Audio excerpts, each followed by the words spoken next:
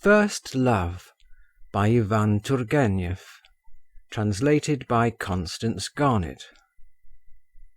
Introductory.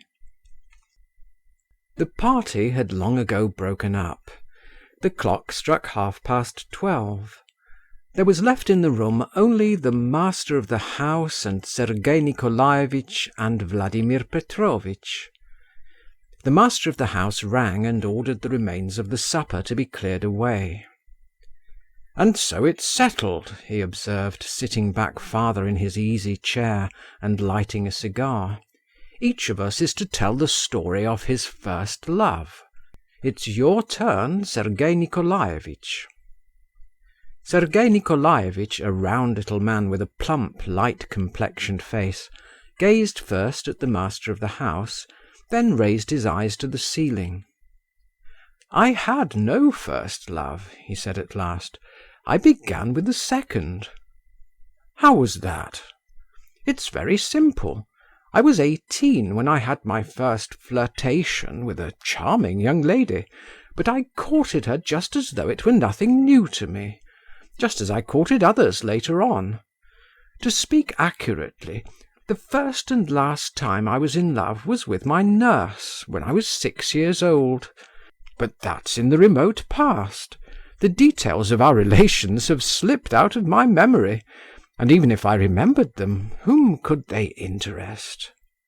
"Then how's it to be?" began the master of the house. "There was nothing much of interest about my first love either. I never fell in love with anyone till I met Anna Nikolaevna, now my wife. And everything went as smoothly as possible with us. Our parents arranged the match, we were very soon in love with each other, and got married without loss of time. My story can be told in a couple of words. I must confess, gentlemen, in bringing up the subject of first love, I reckoned upon you, I won't say old, but no longer young, bachelors. Can't you enliven us with something, Vladimir Petrovitch?" "My first love certainly was not quite an ordinary one," responded with some reluctance Vladimir Petrovitch, a man of 40 with black hair turning grey. "Ah," said the master of the house and Sergei Nikolaevitch with one voice. "So much the better. Tell us about it." "If you wish it. Or no, I won't tell the story. I'm no hand at telling a story. I make it dry and brief, or spun out and affected. If you'll allow me, I'll write out all I remember and read it to you." His friends at first would not agree, but Vladimir Petrovitch insisted on his own way. A fortnight later they were together again, and Vladimir Petrovitch kept his word. His manuscript contained the following story. Chapter 1. I was 16 then. It happened in the summer of 1833. I lived in Moscow with my parents. They had taken a country house for the summer near the Kaluga gate, facing the Neskuchny gardens. I was preparing for the university, but did not work much and was in no hurry. No one interfered with my freedom. I did what I liked, especially after parting with my last tutor, a Frenchman who had never been able to get used to the idea that he had fallen like a bomb, comme une bombe, into Russia, and would lie sluggishly in bed with an expression of exasperation on his face for days together. My father treated me with careless kindness. My mother scarcely noticed me, though she had no children except me. Other cares completely absorbed her. My father, a man still young and very handsome, had married her from mercenary considerations. She was 10 years older than he. My mother led a melancholy life. She was forever agitated, jealous and angry, but not in my father's presence. She was very much afraid of him, and he was severe, cold, and distant in his behaviour. I have never seen a man more elaborately serene, self-confident, and commanding. I shall never forget the first weeks I spent at the country house. The weather was magnificent. We left town on the 9th of May, on St. Nicholas's Day. I used to walk about in our garden, in the Neskutchny gardens, and beyond the town gates. I would take some book with me, Keidanov's Course, for instance, but I rarely looked into it, and more often than anything declaimed verses aloud. I knew a great deal of poetry by heart. My blood was in a ferment, and my heart ached, so sweetly and absurdly. I was all hope and anticipation, was a little frightened of something, and full of wonder at everything, and was on the tiptoe of expectation. My imagination played continually, fluttering rapidly about the same fancies, like martins about a bell tower at dawn. I dreamed, was sad, even wept, but through the tears and through the sadness, inspired by a musical verse, or the beauty of evening, shot up like grass in spring the delicious sense of youth and effervescent life. I had a horse to ride. I used to saddle it myself and set off alone for long rides, break into a rapid gallop, and fancy myself a knight at a tournament. How gaily the wind whistled in my ears, or turning my face towards the sky, I would absorb its shining radiance and blue into my soul that opened wide to welcome it. I remember that at that time the image of woman, the vision of love, scarcely ever arose in definite shape in my brain. But in all I thought, in all I felt, lay hidden a half-conscious, shamefaced presentiment of something new, unutterably sweet, feminine. This presentiment, this expectation, permeated my whole being. I breathed in it. It coursed through my veins with every drop of blood. It was destined to be soon fulfilled. The place where we settled for the summer consisted of a wooden manor house with columns and 2 small lodges. In the lodge on the left there was a tiny factory for the manufacture of cheap wallpapers.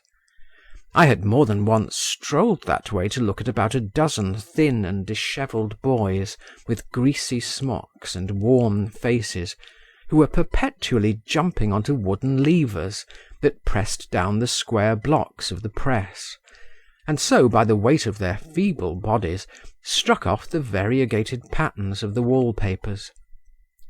The lodge on the right stood empty and was to let. One day, 3 weeks after the 9th of May, the blinds in the windows of this lodge were drawn up. Women's faces appeared at them. Some family had installed themselves in it. I remember the same day at dinner my mother inquired of the butler who were our new neighbours, and hearing the name of Princess Zasyekin, first observed with some respect, "Ah, a princess," and then added, "A poor one, I suppose." "They arrived in 3 hired flies," the butler remarked deferentially as he handed a dish. "They don't keep their own carriage, and the furniture's of the poorest." "Ah," replied my mother, "so much the better." My father gave her a chilly glance. She was silent. Certainly the Princess Zasyekin could not be a rich woman. The lodge she had taken was so dilapidated and small and low-pitched that people even moderately well off in the world would hardly have consented to occupy it. At the time, however, all this went in at one ear and out at the other. The princely title had very little effect on me. I had just been reading Schiller's Robbers. Chapter 2. I was in the habit of wandering about our garden every evening on the lookout for rooks. I had long cherished a hatred for those wary, sly, and rapacious birds.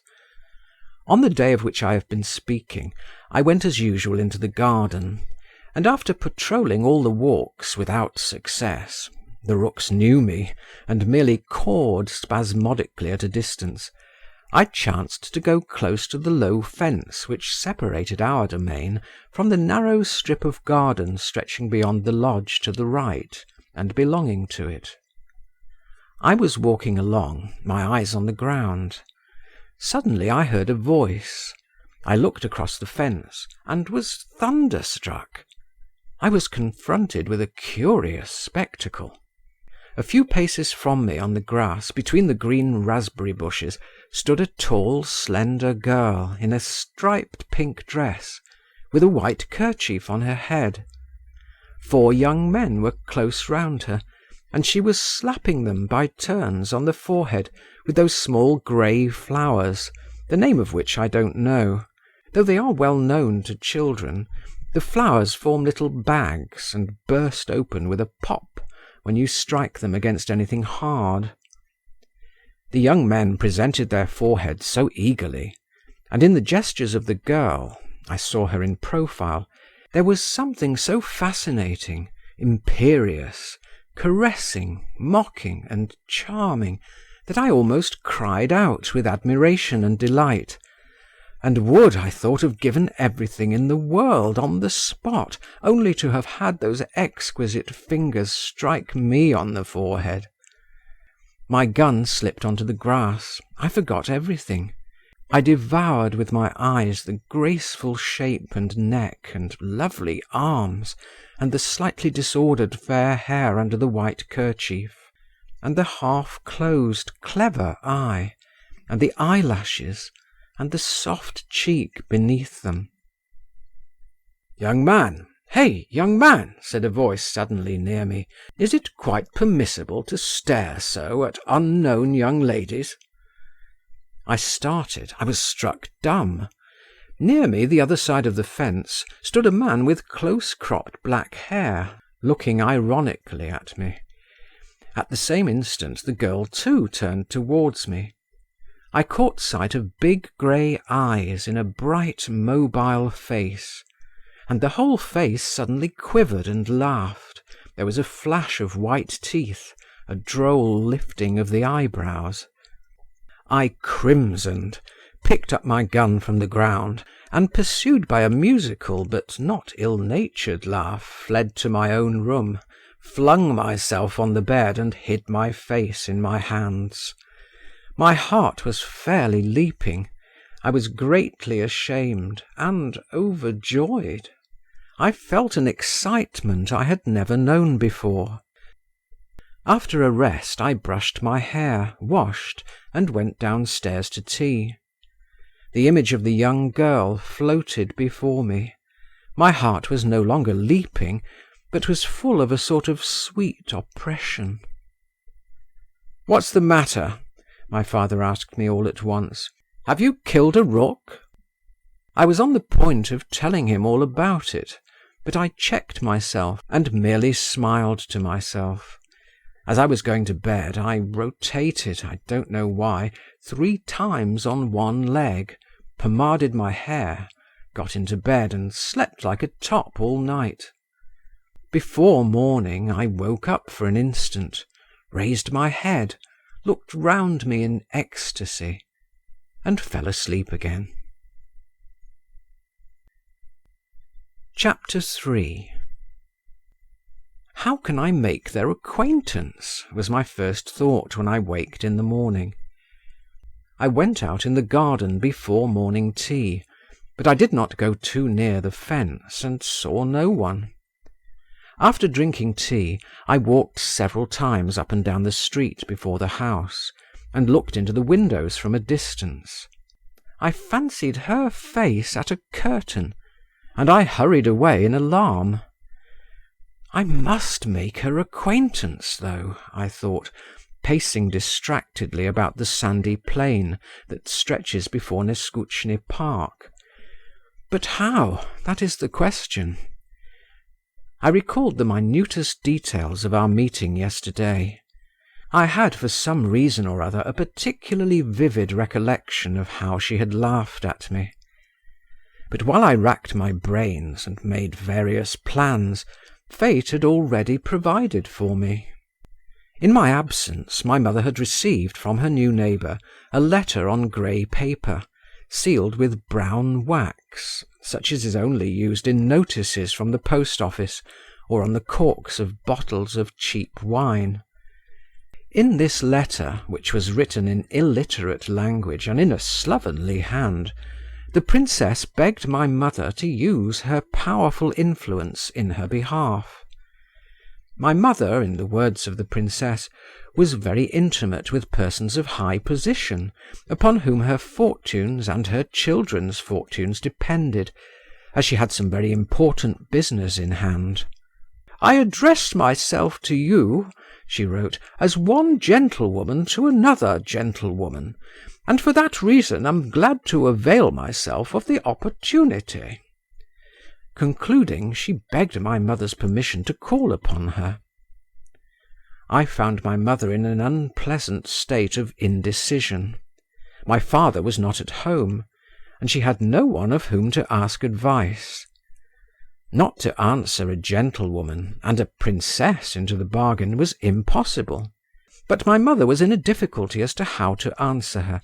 To write a note in French struck her as unsuitable, and Russian spelling was not a strong point with my mother herself, and she was aware of it and did not care to expose herself. She was overjoyed when I made my appearance, and at once told me to go round to the princess's and to explain to her by word of mouth that my mother would always be glad to do her excellency any service within her powers, and begged her to come to see her at 1 o'clock. This unexpectedly rapid fulfilment of my secret desires both delighted and appalled me. I made no sign, however, of the perturbation which came over me, and as a preliminary step went to my own room to put on a new necktie and tail-coat. At home I still wore short jackets and lay-down collars, much as I abominated them. Chapter 4. In the narrow and untidy passage of the lodge, which I entered with an involuntary tremor in all my limbs, I was met by an old grey-headed servant with a dark copper-coloured face, surly little pig's eyes, and such deep furrows on his forehead and temples as I had never beheld in my life. He was carrying a plate containing the spine of a herring that had been gnawed at, and shutting the door that led into the room with his foot, he jerked out, "What do you want?" "Is the Princess Zasyekin at home?" I inquired. "Vonifaty!" a jarring female voice screamed from within. The man without a word turned his back on me, exhibiting as he did so the extremely threadbare hind part of his livery, with a solitary reddish heraldic button on it. He put the plate down on the floor and went away. "Did you go to the police station?" the same female voice called again. The man muttered something in reply.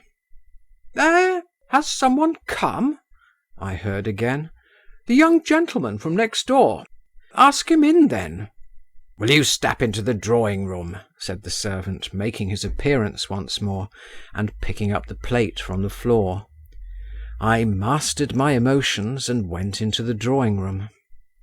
I found myself in a small and not over-clean apartment, containing some poor furniture that looked as if it had been hurriedly set down where it stood. At the window, in an easy chair with a broken arm, was sitting a woman of 50, bareheaded and ugly, in an old green dress, and a striped worsted wrap about her neck. Her small black eyes fixed me like pins. I went up to her and bowed. "I have the honour of addressing the Princess Zasyekin?" "I am the Princess Zasyekin. And you are the son of Mr. V?" "Yes, I have come to you with a message from my mother." "Sit down, please. Vonifaty, where are my keys? Have you seen them?" I communicated to Madame Zasyekin my mother's reply to her note. She heard me out, drumming with her fat red fingers on the window pane, and when I had finished she stared at me once more. "Very good, I'll be sure to come," she observed at last. "But how young you are! How old are you, may I ask?" 16, I replied with an involuntary stammer. The princess drew out of her pocket some greasy papers covered with writing, raised them right up to her nose and began looking through them. "A good age," she ejaculated suddenly, turning round restlessly on her chair. "And do you pray make yourself at home? I don't stand on ceremony." No, indeed, I thought, scanning her unprepossessing person with a disgust I could not restrain. At that instant another door flew open quickly, and in the doorway stood the girl I had seen the previous evening in the garden. She lifted her hand, and a mocking smile gleamed in her face. "Here is my daughter," observed the princess, indicating her with her elbow. "Zinotchka, the son of our neighbour, Mr. V. What is your name, allow me to ask?" "Vladimir," I answered, getting up and stuttering in my excitement. "And your father's name?" "Petrovitch." "Ah! I used to know a commissioner of police whose name was Vladimir Petrovitch too. Wanifati, don't look for my keys. The keys are in my pocket." The young girl was still looking at me with the same smile, faintly fluttering her eyelids, and putting her head a little on one side. "I have seen Monsieur Voldemar before," she began. The silvery note of her voice ran through me with a sort of sweet shiver. "You will let me call you so?" "Oh, please," I faltered. "Where was that?" asked the princess. The young princess did not answer her mother. "Have you anything to do just now?" she said, not taking her eyes off me. "Oh, no." "Would you like to help me wind some wool? Come in here to me." She nodded to me and went out of the drawing room. I followed her. In the room we went into the furniture was a little better, and was arranged with more taste, though indeed at the moment I was scarcely capable of noticing anything. I moved as in a dream, and felt all through my being a sort of intense blissfulness that verged on imbecility. The young princess sat down, took out a skein of red wool, and motioning me to a seat opposite her, carefully untied the skein and laid it across my hands. All this she did in silence, with a sort of droll deliberation, and with the same bright sly smile on her slightly parted lips. She began to wind the wool on a bent card, and all at once she dazzled me with a glance so brilliant and rapid that I could not help dropping my eyes. When her eyes, which were generally half closed, opened to their full extent, her face was completely transfigured. It was as though it were flooded with light. "What did you think of me yesterday, Monsieur Voldemar?" she asked after a brief pause. "You thought ill of me, I expect." "I, princess, I thought nothing. How can I?" I answered in confusion. "Listen," she rejoined. "You don't know me yet. I'm a very strange person. I like always to be told the truth. You, I have just heard, are 16, and I am 21. You see, I'm a great deal older than you, and so you ought always to tell me the truth, and to do what I tell you," she added. "Look at me. Why don't you look at me?" I was still more abashed. However, I raised my eyes to her. She smiled, not her former smile, but a smile of approbation. "Look at me," she said, dropping her voice caressingly. "I don't dislike that. I like your face. I have a presentiment we shall be friends. But do you like me?" she added slyly. "Princess," I was beginning. "In the first place you must call me Zinaida Alexandrovna. And in the second place it's a bad habit for children," she corrected herself, "for young people, not to say straight out what they feel. That's all very well for grown-up people. You like me, don't you?" Though I was greatly delighted that she talked so freely to me, still I was a little hurt. I wanted to show her that she had not a mere boy to deal with, and assuming as easy and serious an air as I could, I observed, "Certainly, I like you very much, Zinaïda Alexandrovna. I have no wish to conceal it." She shook her head very deliberately. "Have you a tutor?" she asked suddenly. "No, I've not had a tutor for a long, long while." I told a lie. It was not a month since I had parted with my Frenchman. "Oh, I see then, you are quite grown up." She tapped me lightly on the fingers. "Hold your hands straight," and she applied herself busily to winding the ball. I seized the opportunity when she was looking down, and fell to watching her, at first stealthily, then more and more boldly. Her face struck me as even more charming than on the previous evening. Everything in it was so delicate, clever, and sweet. She was sitting with her back to a window covered with a white blind. The sunshine, streaming in through the blind, shed a soft light over her fluffy golden curls, her innocent neck, her sloping shoulders, and tender, untroubled bosom. I gazed at her, and how dear and near she was already to me. It seemed to me I had known her a long while, and had never known anything, nor lived at all, till I met her. She was wearing a dark and rather shabby dress and an apron. I would gladly, I felt, have kissed every fold of that dress and apron. The tips of her little shoes peeped out from under her skirt. I could have bowed down in adoration to those shoes. And here I am sitting before her, I thought. I have made acquaintance with her. What happiness, my God! I could hardly keep from jumping up from my chair in ecstasy, but I only swung my legs a little, like a small child who has been given sweetmeats. I was as happy as a fish in water, and I could have stayed in that room forever, have never left that place. Her eyelids were slowly lifted, and once more her clear eyes shone kindly upon me, and again she smiled. "How you look at me," she said slowly, and she held up a threatening finger. I blushed. "She understands it all, she sees it all," flashed through my mind. And how could she fail to understand and see it all?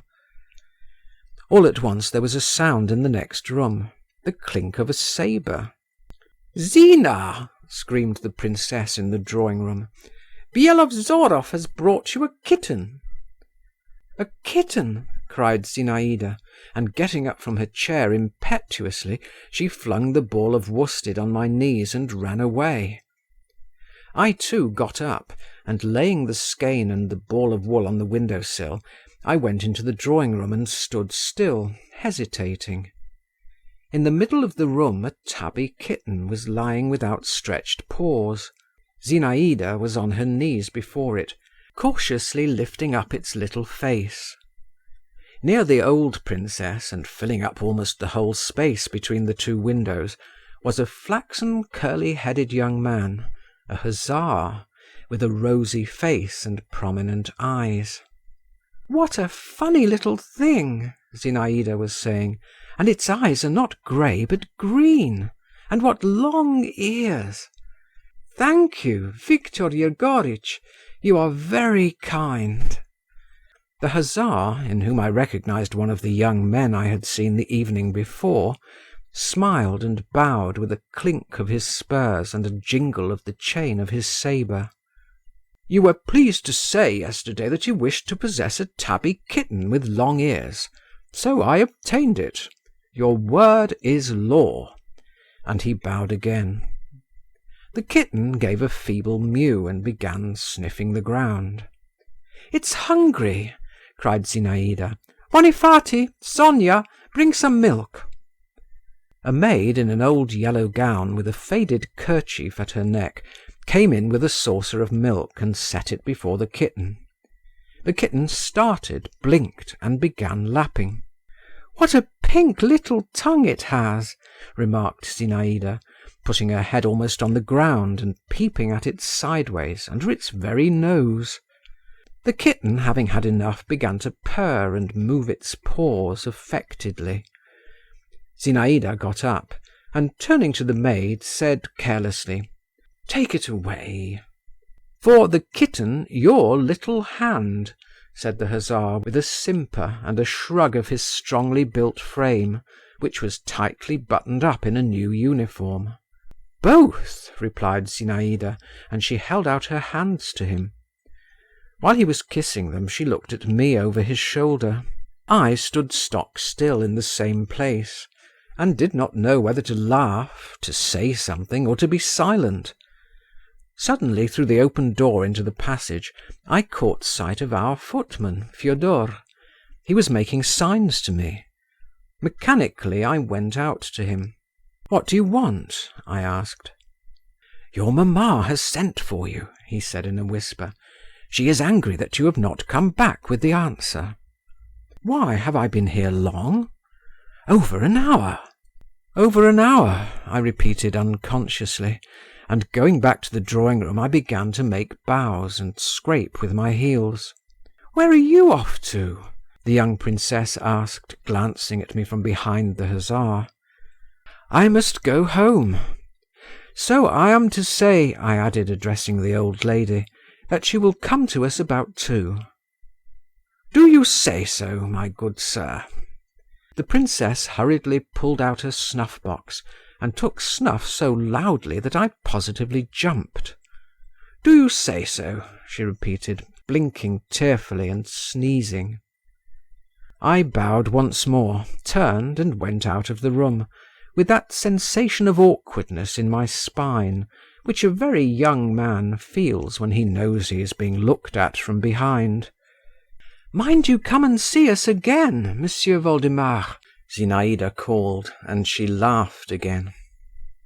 Why is it she's always laughing, I thought, as I went back home escorted by Fyodor, who said nothing to me, but walked behind me with an air of disapprobation. My mother scolded me, and wondered whatever I could have been doing so long at the princess's. I made her no reply, and went off to my own room. I felt suddenly very sad. I tried hard not to cry. I was jealous of the hussar. Chapter 5.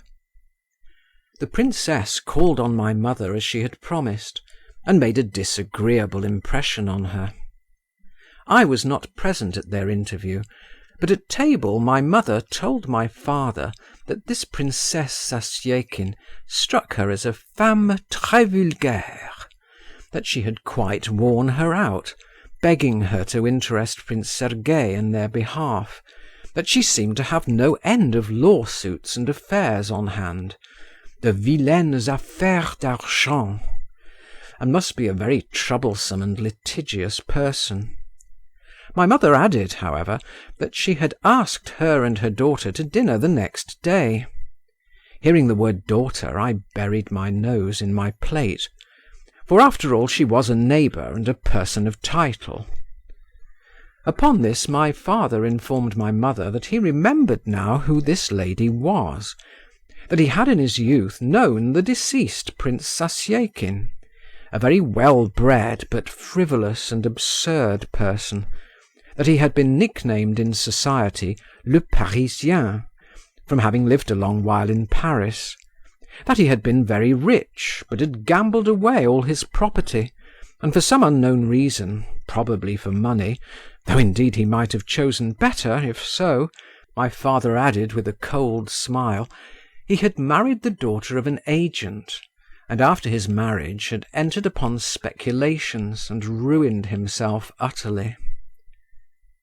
"If only she doesn't try to borrow money," observed my mother. "That's exceedingly possible," my father responded tranquilly.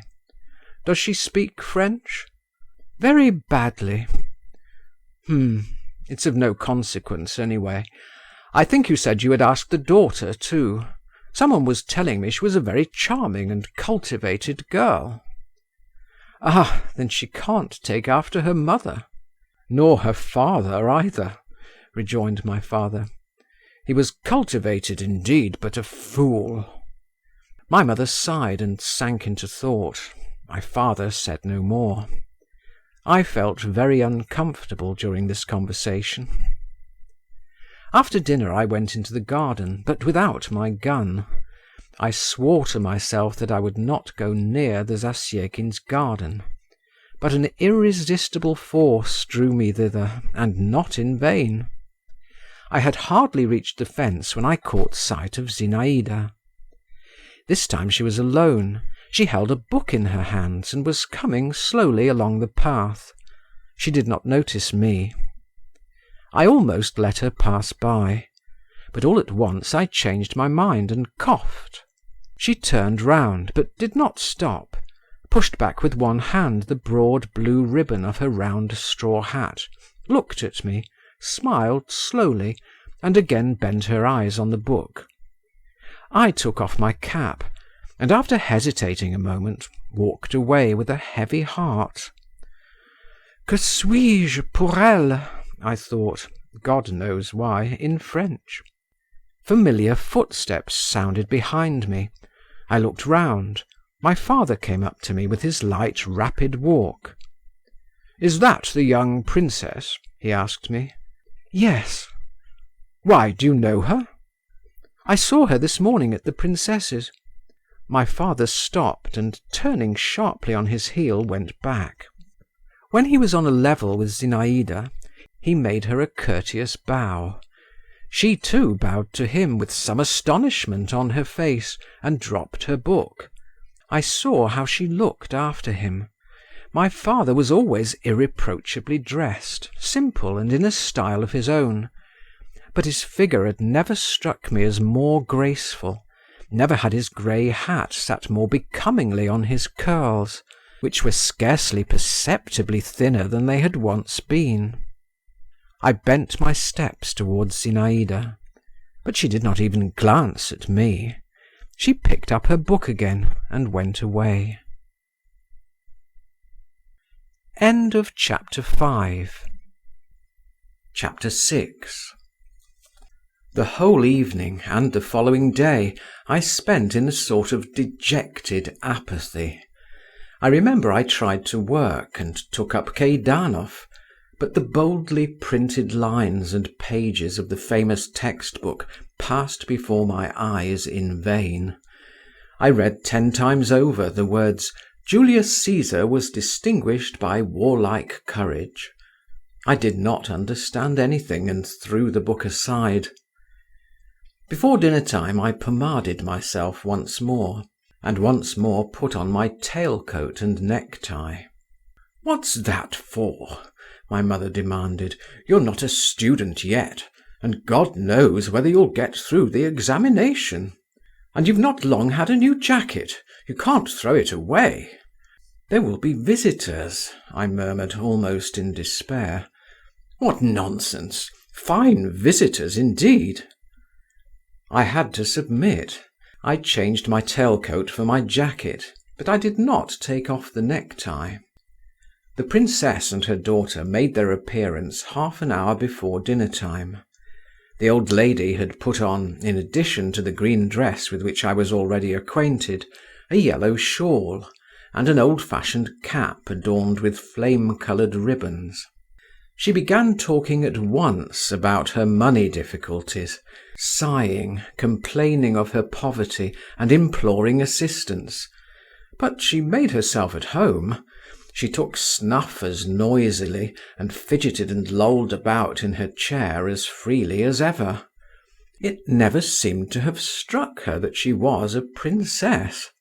Zinaïda, on the other hand, was rigid, almost haughty in her demeanour, every inch a princess. There was a cold immobility and dignity in her face. I should not have recognized it. I should not have known her smiles, her glances, though I thought her exquisite in this new aspect too. She wore a light barège dress with pale blue flowers on it. Her hair fell in long curls down her cheek, in the English fashion. This style went well with the cold expression of her face. My father sat beside her during dinner, and entertained his neighbour with the finished and serene courtesy peculiar to him. He glanced at her from time to time, and she glanced at him, but so strangely, almost with hostility. Their conversation was carried on in French. I was surprised, I remember, at the purity of Zinaïda's accent. The princess, while we were at table, as before, made no ceremony. She ate a great deal, and praised the dishes. My mother was obviously bored by her, and answered her with a sort of weary indifference. My father faintly frowned now and then. My mother did not like Zinaïda either. "A conceited minx," she said next day. "And fancy, what has she to be conceited about, avec sa mine de grisette?" "It's clear you have never seen any grisette," my father observed to her. "Thank God I haven't." "Thank God, to be sure. Only how can you form an opinion of them, then?" To me, Zinaïda had paid no attention whatever. Soon after dinner the princess got up to go. "I shall rely on your kind offices, Maria Nikolaevna and Piotr Vasiliitch," she said in a doleful sing-song to my mother and father. "I've no help for it. There were days, but they are over. Here I am, an excellency, and a poor honour it is, with nothing to eat." My father made her a respectful bow, and escorted her to the door of the hall. I was standing there in my short jacket, staring at the floor, like a man under sentence of death. Zinaïda's treatment of me had crushed me utterly. What was my astonishment, when, as she passed me, she whispered quickly with her former kind expression in her eyes, "Come to see us at 8, do you hear? Be sure." I simply threw up my hands, but already she was gone, flinging a white scarf over her head. Chapter 7. At 8 o'clock precisely, in my tailcoat and with my hair brushed up into a tuft on my head, I entered the passage of the lodge where the princess lived. The old servant looked crossly at me, and got up unwillingly from his bench. There was a sound of merry voices in the drawing-room. I opened the door and fell back in amazement. In the middle of the room was the young princess, standing on a chair, holding a man's hat in front of her. Round the chair crowded some half a dozen men. They were trying to put their hands into the hat, while she held it above their heads, shaking it violently. On seeing me, she cried, "Stay, stay, another guest! He must have a ticket too." And leaping lightly down from the chair, she took me by the cuff of my coat. "Come along," she said. "Why are you standing still? Monsieur, let me make you acquainted. This is Monsieur Voldemar, the son of our neighbour. And this," she went on, addressing me, and indicating her guests in turn, "Count Malevsky, Dr. Lushin, Meidanov the poet, the retired Captain Nirmatsky, and Bielozorov the hussar, whom you've seen already. I hope you will be good friends." I was so confused that I did not even bow to anyone. In Dr. Lushin I recognized the dark man who had so mercilessly put me to shame in the garden. The others were unknown to me. "Count," continued Zinaïda, "write Monsieur Voldemar a ticket." "That's not fair," was objected in a slight Polish accent by the Count, a very handsome and fashionably dressed brunette, with expressive brown eyes, a thin little white nose, and delicate little moustaches over a tiny mouth. "This gentleman has not been playing forfeits with us." "It's unfair," repeated in chorus Bielozorov and the gentleman described as a retired captain. a man of 40, pockmarked to a hideous degree, curly-headed as a negro, round-shouldered, bandy-legged, and dressed in a military coat without epaulets, worn unbuttoned. "Write him a ticket, I tell you," repeated the young princess. "What's this mutiny? Monsieur Voldemar is with us for the first time, and there are no rules for him yet. It's no use grumbling. Write it. I wish it." The count shrugged his shoulders, but bowed submissively, took the pen into his white ring-bedecked fingers, tore off a scrap of paper and wrote on it. "At least let us explain to Monsieur Voldemar what we are about," Lushin began in a sarcastic voice, "or else he will be quite lost. Do you see, young man, we are playing forfeits. The princess has to pay a forfeit, and the one who draws the lucky lot is to have the privilege of kissing her hand. Do you understand what I've told you?" I simply stared at him, and continued to stand still in bewilderment, while the young princess jumped up on the chair again, and again began waving the hat. They all stretched up to her, and I went after the rest. "Meidanov," said the princess to a tall young man with a thin face, little dim-sighted eyes, and exceedingly long black hair, "you as a poet ought to be magnanimous, and give up your number to Monsieur Voldemar, so that he may have 2 chances instead of 1. But Meidanov shook his head in refusal, and tossed his hair. After all the others I put my hand into the hat, and unfolded my lot. Heavens! What was my condition when I saw on it the word kiss? "Kiss!" I could not help crying aloud. "Bravo! He has won it!" the princess said quickly. "How glad I am!" She came down from the chair and gave me such a bright, sweet look that my heart bounded. "Are you glad?" she asked me. "Me?" I faltered. "Sell me your lot," Byelovzorov growled suddenly in my ear. "I'll give you 100 roubles." I answered the hussar with such an indignant look that Zinaïda clapped her hands, while Lushin cried, "He's a fine fellow! But as master of the ceremonies," he went on, "it's my duty to see that all the rules are kept. Monsieur Voldemar, go down on one knee, that is our regulation." Zinaïda stood in front of me, her head a little on one side, as though to get a better look at me. She held out her hand to me with dignity. A mist passed before my eyes. I meant to drop on one knee, sank on both, and pressed my lips to Zinaïda's fingers so awkwardly that I scratched myself a little with the tip of her nail. "Well done!" cried Lushin, and helped me to get up. The game of forfeits went on. Zinaïda sat me down beside her. She invented all sorts of extraordinary forfeits. She had among other things to represent a statue, and she chose as a pedestal the hideous Nirmatsky, told him to bow down in an arch and bend his head down on his breast. The laughter never paused for an instant. For me, a boy constantly brought up in the seclusion of a dignified manor-house, all this noise and uproar, this unceremonious, almost riotous gaiety, these relations with unknown persons, were simply intoxicating. My head went round as though from wine.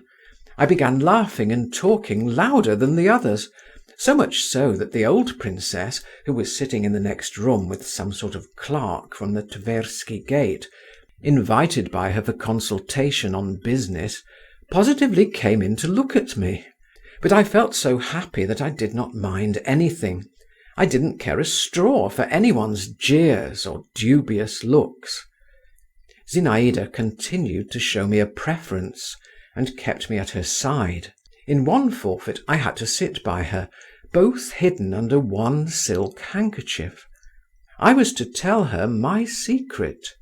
I remember our 2 heads being all at once in a warm, half-transparent, fragrant darkness, the soft, close brightness of her eyes in the dark, and the burning breath from her parted lips, and the gleam of her teeth and the ends of her hair tickling me and setting me on fire. I was silent. She smiled slyly and mysteriously, and at last whispered to me, "Well, what is it?" But I merely blushed and laughed, and turned away, catching my breath. We got tired of forfeits. We began to play a game with a string. My God, what were my transports when, for not paying attention, I got a sharp and vigorous slap on my fingers from her, and how I tried afterwards to pretend that I was absent-minded, and she teased me, and would not touch the hands I held out to her. What didn't we do that evening? We played the piano, and sang and danced, and acted a gypsy encampment. Nirmatsky was dressed up as a bear, and made to drink salt water. Count Malevsky showed us several sorts of card tricks, and finished after shuffling the cards by dealing himself all the trumps at whist, on which Lushin had the honour of congratulating him. Meidanov recited portions from his poem, The Manslayer (romanticism was at its height at this period), which he intended to bring out in a black cover with the title in blood-red letters. They stole the clerk's cap off his knee and made him dance a Cossack dance by way of ransom for it. They dressed up old Vonifaty in a woman's cap, and the young princess put on a man's hat. I could not enumerate all we did. Only Byelovzorov kept more and more in the background, scowling and angry. Sometimes his eyes looked bloodshot, he flushed all over, and it seemed every minute as though he would rush out upon us and scatter us like shavings in all directions. But the young princess would glance at him and shake her finger at him, and he would retire into his corner again. We were quite worn out at last. Even the old princess, though she was ready for anything, as she expressed it, and no noise wearied her, felt tired at last, and longed for peace and quiet. At 12 o'clock at night supper was served, consisting of a piece of stale dry cheese and some cold turnovers of minced ham, which seemed to me more delicious than any pastry I had ever tasted. There was only one bottle of wine, and that was a strange one, a dark-coloured bottle with a wide neck, and the wine in it was of a pink hue. No one drank it, however. Tired out and faint with happiness, I left the lodge. At parting, Zinaïda pressed my hand warmly, and again smiled mysteriously. The night air was heavy and damp in my heated face. A storm seemed to be gathering. Black storm clouds grew and crept across the sky, their smoky outlines visibly changing. A gust of wind shivered restlessly in the dark trees, and somewhere far away on the horizon muffled thunder angrily muttered as it were to itself. I made my way up to my room by the back stairs. My old man-nurse was asleep on the floor, and I had to step over him. He waked up, saw me, and told me that my mother had again been very angry with me, and had wished to send after me again, but that my father had prevented her. I had never gone to bed without saying good night to my mother, and asking her blessing. There was no help for it now. I told my man that I would undress and go to bed by myself, and I put out the candle. But I did not undress and did not go to bed. I sat down on a chair and sat a long while as though spellbound. What I was feeling was so new and so sweet. I sat still, hardly looking round, and not moving, drew slow breaths, and only from time to time laughed silently at some recollection, or turned cold within at the thought that I was in love, that this was she, that this was love. Zinaïda's face floated slowly before me in the darkness. floated and did not float away.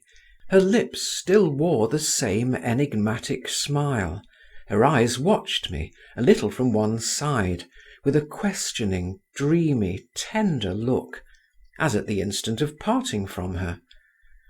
At last I got up, walked on tiptoe to my bed, and without undressing laid my head carefully on the pillow, as though I were afraid by an abrupt movement to disturb what filled my soul. I lay down, but did not even close my eyes. Soon I noticed that faint glimmers of light of some sort were thrown continually into the room. I sat up and looked at the window.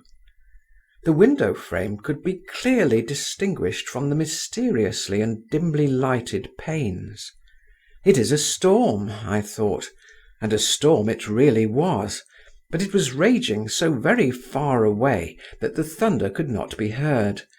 Only blurred, long, as it were branching gleams of lightning flashed continually over the sky.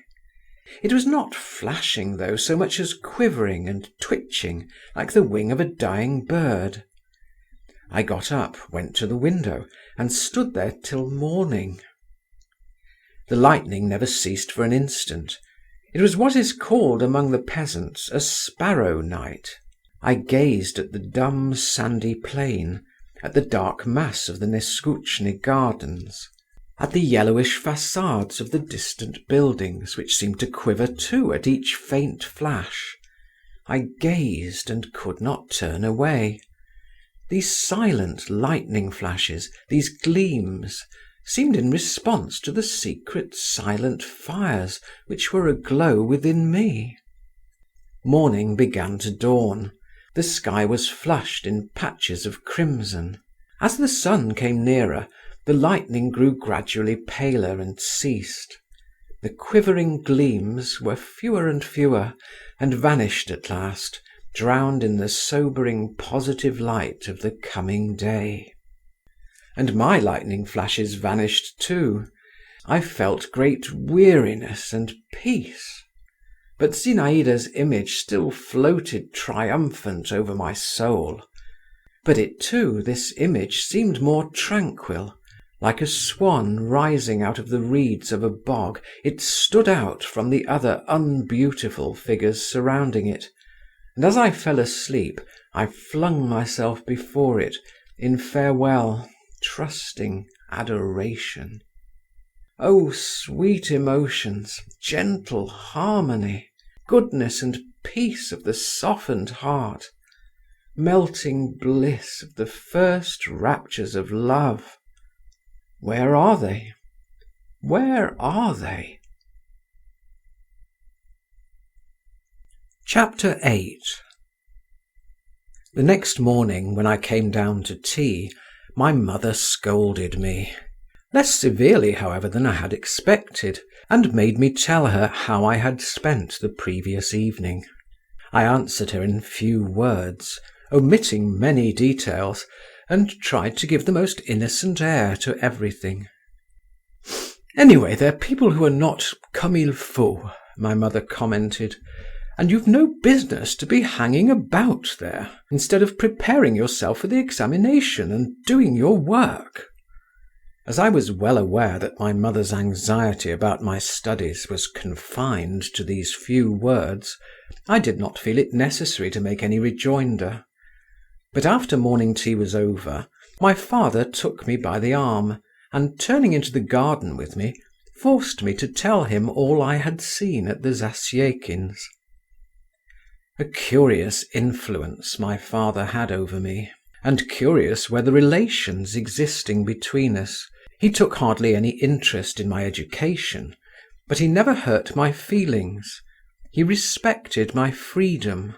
He treated me, if I may so express it, with courtesy. Only he never let me be really close to him. I loved him, I admired him. He was my ideal of a man. And heavens, how passionately devoted I should have been to him if I had not been continually conscious of his holding me off. But when he liked, he could almost instantaneously, by a single word, a single gesture, call forth an unbounded confidence in him. My soul expanded, I chattered away to him as to a wise friend, a kindly teacher. Then he as suddenly got rid of me, and again he was keeping me off, gently and affectionately, but still he kept me off. Sometimes he was in high spirits, and then he was ready to romp and frolic with me like a boy. He was fond of vigorous physical exercise of every sort. Once, it never happened a second time, he caressed me with such tenderness that I almost shed tears. But high spirits and tenderness alike vanished completely, and what had passed between us gave me nothing to build on for the future. It was as though I had dreamed it all. Sometimes I would scrutinize his clever, handsome, bright face. My heart would throb, and my whole being yearn to him. He would seem to feel what was going on within me, would give me a passing pat on the cheek, and go away, or take up some work, or suddenly freeze all over as only he knew how to freeze, and I shrank into myself at once and turned cold too. His rare fits of friendliness to me were never called forth by my silent but intelligible entreaties. They always occurred unexpectedly. Thinking over my father's character later, I have come to the conclusion that he had no thoughts to spare for me and for family life. His heart was in other things, and found complete satisfaction elsewhere. Take for yourself what you can, and don't be ruled by others. To belong to oneself, the whole savour of life lies in that, he said to me one day. Another time I, as a young democrat, fell to airing my views on liberty. He was kind, as I used to call it that day, and at such times I could talk to him as I liked. Liberty, he repeated. And do you know what can give a man liberty?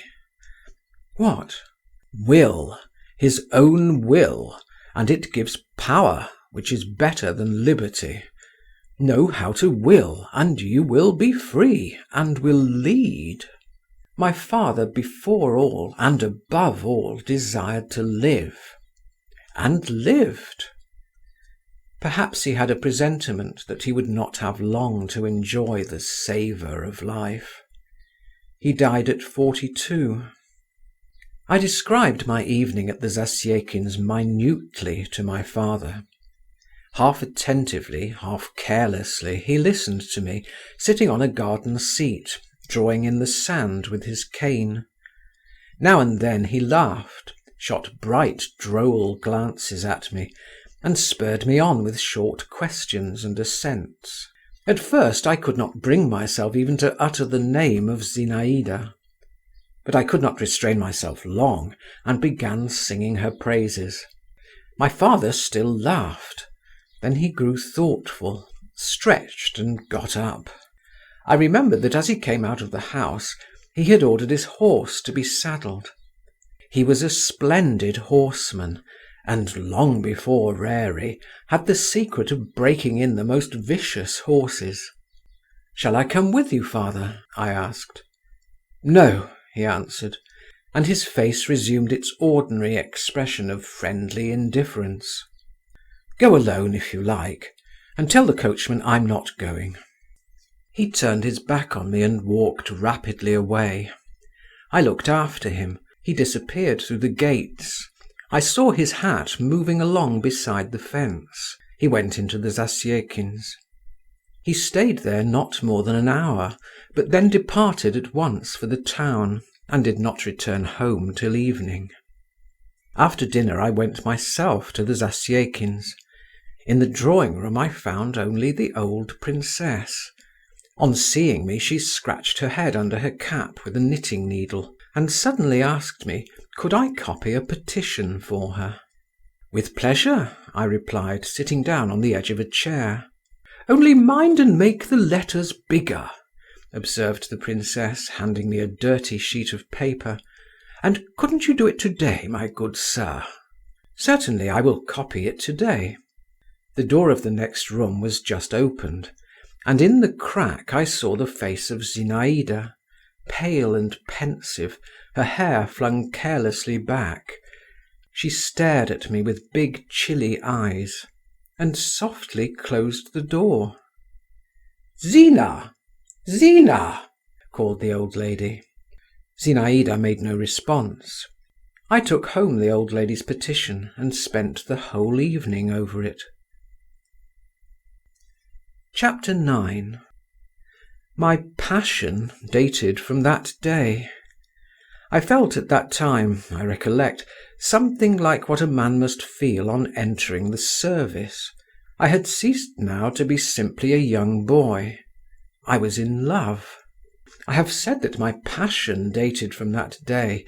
I might have added that my sufferings too dated from the same day. Away from Zinaïda I pined. Nothing was to my mind. Everything went wrong with me. I spent whole days thinking intensely about her. I pined when away, but in her presence I was no better off.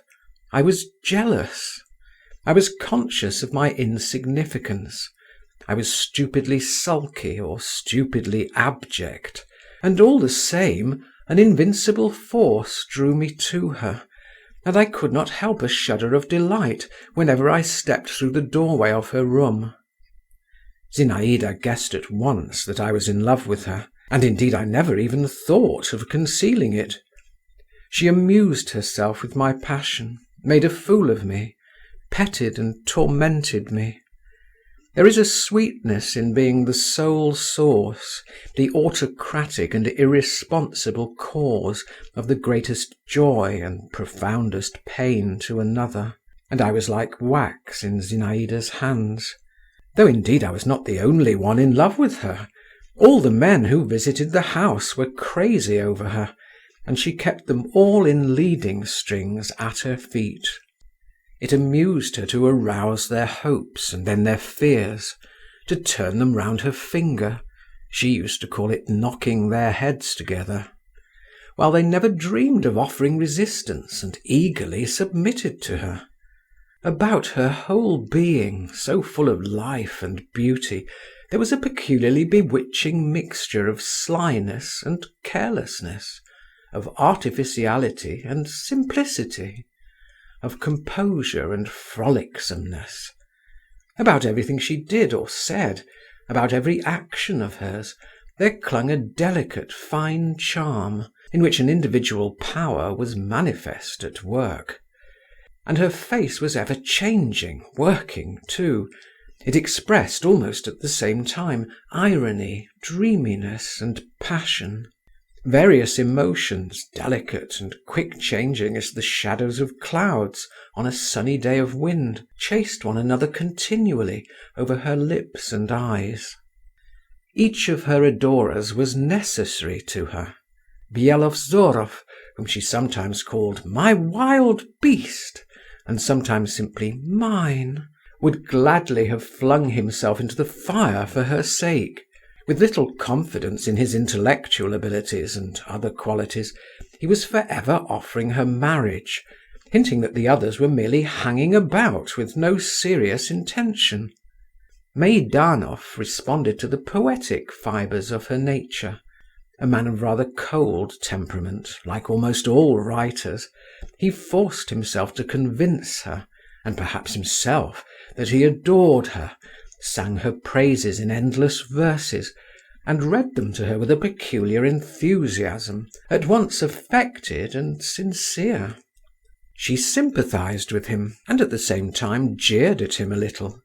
She had no great faith in him, and after listening to his outpourings, she would make him read Pushkin, as she said, to clear the air. Lushin, the ironical doctor, so cynical in words, knew her better than any of them, and loved her more than all, though he abused her to her face and behind her back. She could not help respecting him, but made him smart for it, and at times, with a peculiar malignant pleasure, made him feel that he too was at her mercy.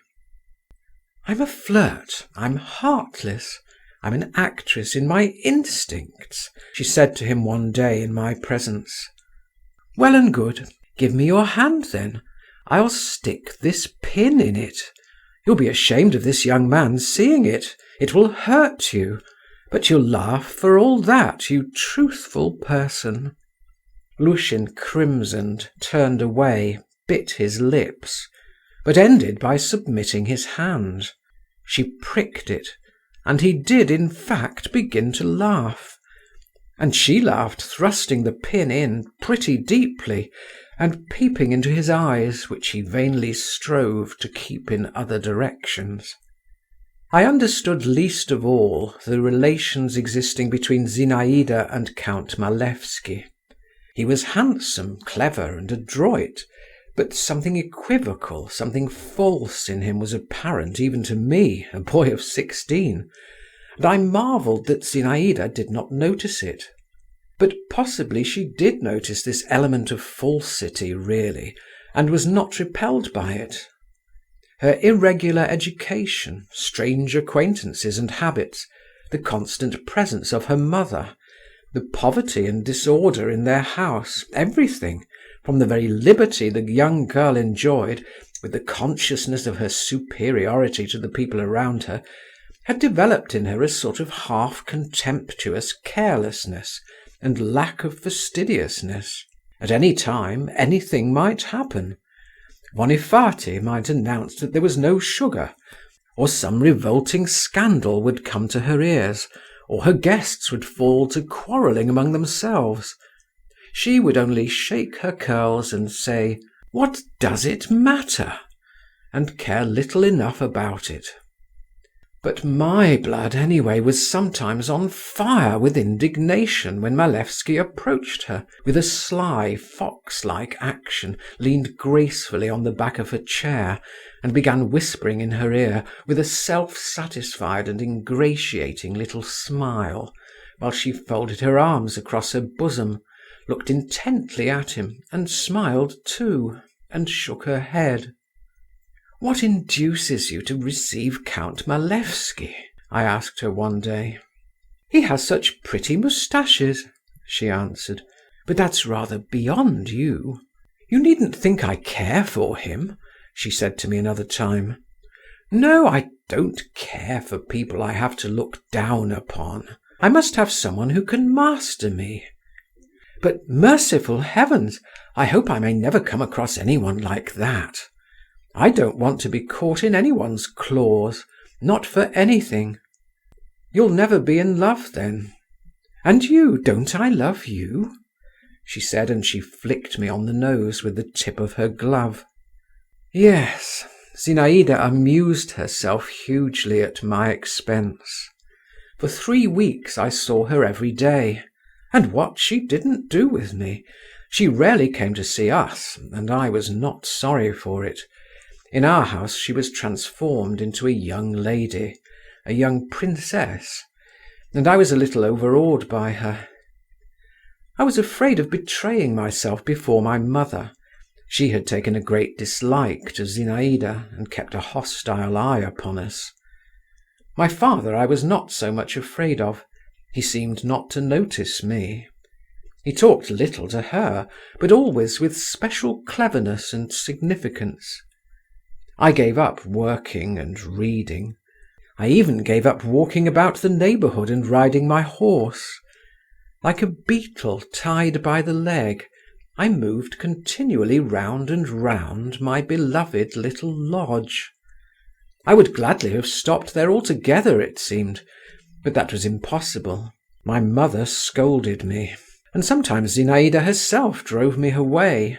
Then I used to shut myself up in my room, or go down to the very end of the garden, and climbing into what was left of a tall stone greenhouse, now in ruins, sit for hours with my legs hanging over the wall that looked onto the road, gazing and seeing nothing. White butterflies flitted lazily by me over the dusty nettles. A saucy sparrow settled not far off on the half-crumbling red brickwork and twittered irritably, incessantly twisting and turning and preening his tail feathers. The still mistrustful rooks cawed now and then, sitting high, high up on the bare top of a birch tree.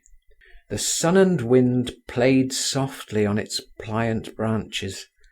The tinkle of the bells of the Don monastery floated across to me from time to time, peaceful and dreary, while I sat, gazed, listened, and was filled full of a nameless sensation in which all was contained: sadness and joy and the foretaste of the future, and the desire and dread of life. But at that time I understood nothing of it, and I could have given a name to nothing of all that was passing at random within me, or should have called it all by one name, the name of Zinaïda. Zinaïda continued to play cat and mouse with me. She flirted with me, and I was all agitation and rapture. Then she would suddenly thrust me away, and I dared not go near her, dared not look at her. I remember she was very cold to me for several days together. I was completely crushed, and creeping timidly to their lodge, tried to keep close to the old princess, regardless of the circumstance that she was particularly scolding and grumbling just at that time. Her financial affairs had been going badly, and she had already had 2 explanations with the police officials. One day I was walking in the garden beside the familiar fence, and I caught sight of Zinaïda. Leaning on both arms, she was sitting on the grass, not stirring a muscle. I was about to make off cautiously, but she suddenly raised her head and beckoned me imperiously. My heart failed me. I did not understand her at first. She repeated her signal. I promptly jumped over the fence and ran joyfully up to her, but she brought me to a halt with a look and motioned me to the path 2 paces from her. In confusion, not knowing what to do, I fell on my knees at the edge of the path. She was so pale. Such bitter suffering, such intense weariness was expressed in every feature of her face, that it sent a pang to my heart, and I muttered unconsciously, "What is the matter?" Zinaïda stretched out her head, picked a blade of grass, bit it, and flung it away from her. "You love me very much?" she asked at last. "Yes." I made no answer. Indeed, what need was there to answer? "Yes," she said, looking at me as before, "that's so." "The same eyes," she went on, sank into thought and hid her face in her hands. "Everything's grown so loathsome to me," she whispered. "I would have gone to the other end of the world first. I can't bear it. I can't get over it. And what is there before me? Oh, I am wretched. My God, how wretched I am!" "What for?" I asked timidly. Zinaïda made no answer. She simply shrugged her shoulders. I remained kneeling, gazing at her with intense sadness. Every word she had uttered simply cut me to the heart. At that instant I felt I would gladly have given my life, if only she should not grieve.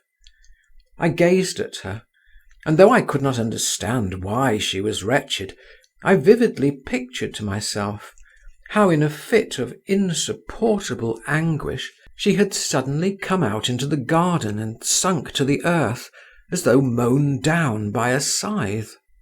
It was all bright and green about her. The wind was whispering in the leaves of the trees, and swinging now and then a long branch of a raspberry bush over Zinaïda's head.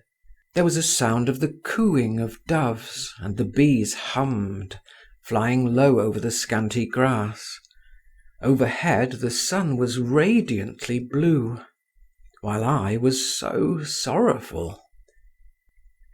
"Read me some poetry," said Zinaïda in an undertone, and she propped herself on her elbow. I like your reading poetry. You read it in sing-song, but that's no matter, that comes of being young. Read me On the Hills of Georgia. Only sit down first." I sat down and read On the Hills of Georgia. "That the heart cannot choose but love," repeated Zinaïda. "That's where poetry's so fine. It tells us what is not, and what's not only better than what is, but much more like the truth. Cannot choose but love. It might not want to, but it can't help it." She was silent again. Then all at once she started and got up. "Come along. Meidanov's indoors with mamma. He brought me his poem. But I deserted him. His feelings are hurt too now." "I can't help it. You'll understand it all some day. Only don't be angry with me." Zinaïda hurriedly pressed my hand and ran on ahead. We went back into the lodge. Meidanov set to reading us his Manslayer, which had just appeared in print, but I did not hear him. He screamed and drawled his 4-foot iambic lines. The alternating rhythms jingled like little bells, noisy and meaningless, while I still watched Zinaïda, and tried to take in the import of her last words. "Perchance some unknown rival has surprised and mastered thee," Meidanov bawled suddenly through his nose. And my eyes and Zinaïda's met. She looked down and faintly blushed. I saw her blush and grew cold with terror. I had been jealous before, but only at that instant the idea of her being in love flashed upon my mind. Good God! She is in love. End of chapter 9. Chapter 10. My real torments began from that instant. I racked my brains, changed my mind and changed it back again, and kept an unremitting, though as far as possible secret watch on Zinaïda. A change had come over her, that was obvious. She began going walks alone, and long walks. Sometimes she would not see visitors. She would sit for hours together in her room. This had never been a habit of hers till now. I suddenly became, or fancied I had become, extraordinarily penetrating. "Isn't it he? Or isn't it he?" I asked myself, passing in inward agitation from one of her admirers to another. Count Malevsky secretly struck me as more to be feared than the others, though for Zinaïda's sake I was ashamed to confess it to myself. My watchfulness did not see beyond the end of my nose, and its secrecy probably deceived no one. Anyway, Dr. Lushin soon saw through me. But he too had changed of late. He had grown thin, he laughed as often, but his laugh seemed more hollow, more spiteful, shorter. An involuntary nervous irritability took the place of his former light irony and assumed cynicism. "Why are you incessantly hanging about here, young man?" he said to me one day when we were left alone together in the Zasyekins' drawing-room. The young princess had not come home from a walk, and the shrill voice of the old princess could be heard within. She was scolding the maid. "You ought to be studying, working, while you're young, and what are you doing?" "You can't tell whether I work at home," I retorted with some haughtiness, but also with some hesitation. "A great deal of work you do. That's not what you're thinking about. Well, I won't find fault with that. At your age, that's in the natural order of things. But you've been awfully unlucky in your choice. Don't you see what this house is?" "I don't understand you," I observed. "You don't understand. So much the worse for you. I regard it as a duty to warn you. Old bachelors like me can come here. What harm can it do us? We're tough. Nothing can hurt us. What harm can it do us? But your skin's tender yet. This air is bad for you. Believe me, you may get harm from it." "How so?" "Why, are you well now? Are you in a normal condition? Is what you're feeling beneficial to you, good for you?" "Why, what am I feeling?" I said, while in my heart I knew the doctor was right. "Ah, young man," the doctor went on, with an intonation that suggested that something highly insulting to me was contained in these two words. "What's the use of your prevaricating, when, thank God, what's in your heart is in your face, so far? But there, what's the use of talking? I shouldn't come here myself if—" The doctor compressed his lips. "If I weren't such a queer fellow. Only this is what surprises me, how it is you, with your intelligence, don't see what is going on around you." "And what is going on?" I put in, all on the alert. The doctor looked at me with a sort of ironical compassion. "Nice of me," he said, as though to himself, as if he need know anything of it. "In fact, I tell you again," he added, raising his voice, "the atmosphere here is not fit for you.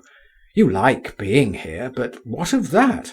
It's nice and sweet-smelling in a greenhouse, but there's no living in it. Yes, do as I tell you, and go back to your Keidanov." The old princess came in and began complaining to the doctor of her toothache. Then Zinaïda appeared. "Come," said the old princess, "you must scold her, doctor. She's drinking iced water all day long. Is that good for her, pray, with her delicate chest?" "Why do you do that?" asked Lushin. "Why, what effect could it have?" "What effect? You might get a chill and die." "Truly? Do you mean it? Very well, so much the better." "A fine idea," muttered the doctor. The old princess had gone out. "Yes, a fine idea," repeated Zinaïda. "Is life such a festive affair? Just look about you. Is it nice, Or do you imagine I don't understand it and don't feel it? It gives me pleasure, drinking iced water. And can you seriously assure me that such a life is worth too much to be risked for an instant's pleasure? Happiness I won't even talk about." "Oh, very well," remarked Lushin. "Caprice and irresponsibility. Those two words sum you up. Your whole nature's contained in those two words." Zinaïda laughed nervously. "You're late for the post, my dear doctor. You don't keep a good lookout. You're behind the times. Put on your spectacles. I'm in no capricious humour now. To make fools of you, to make a fool of myself. Much fun there is in that. And as for irresponsibility—" "Monsieur Voldemar," Zinaïda added suddenly, stamping, "don't make such a melancholy face. I can't endure people to pity me." She went quickly out of the room.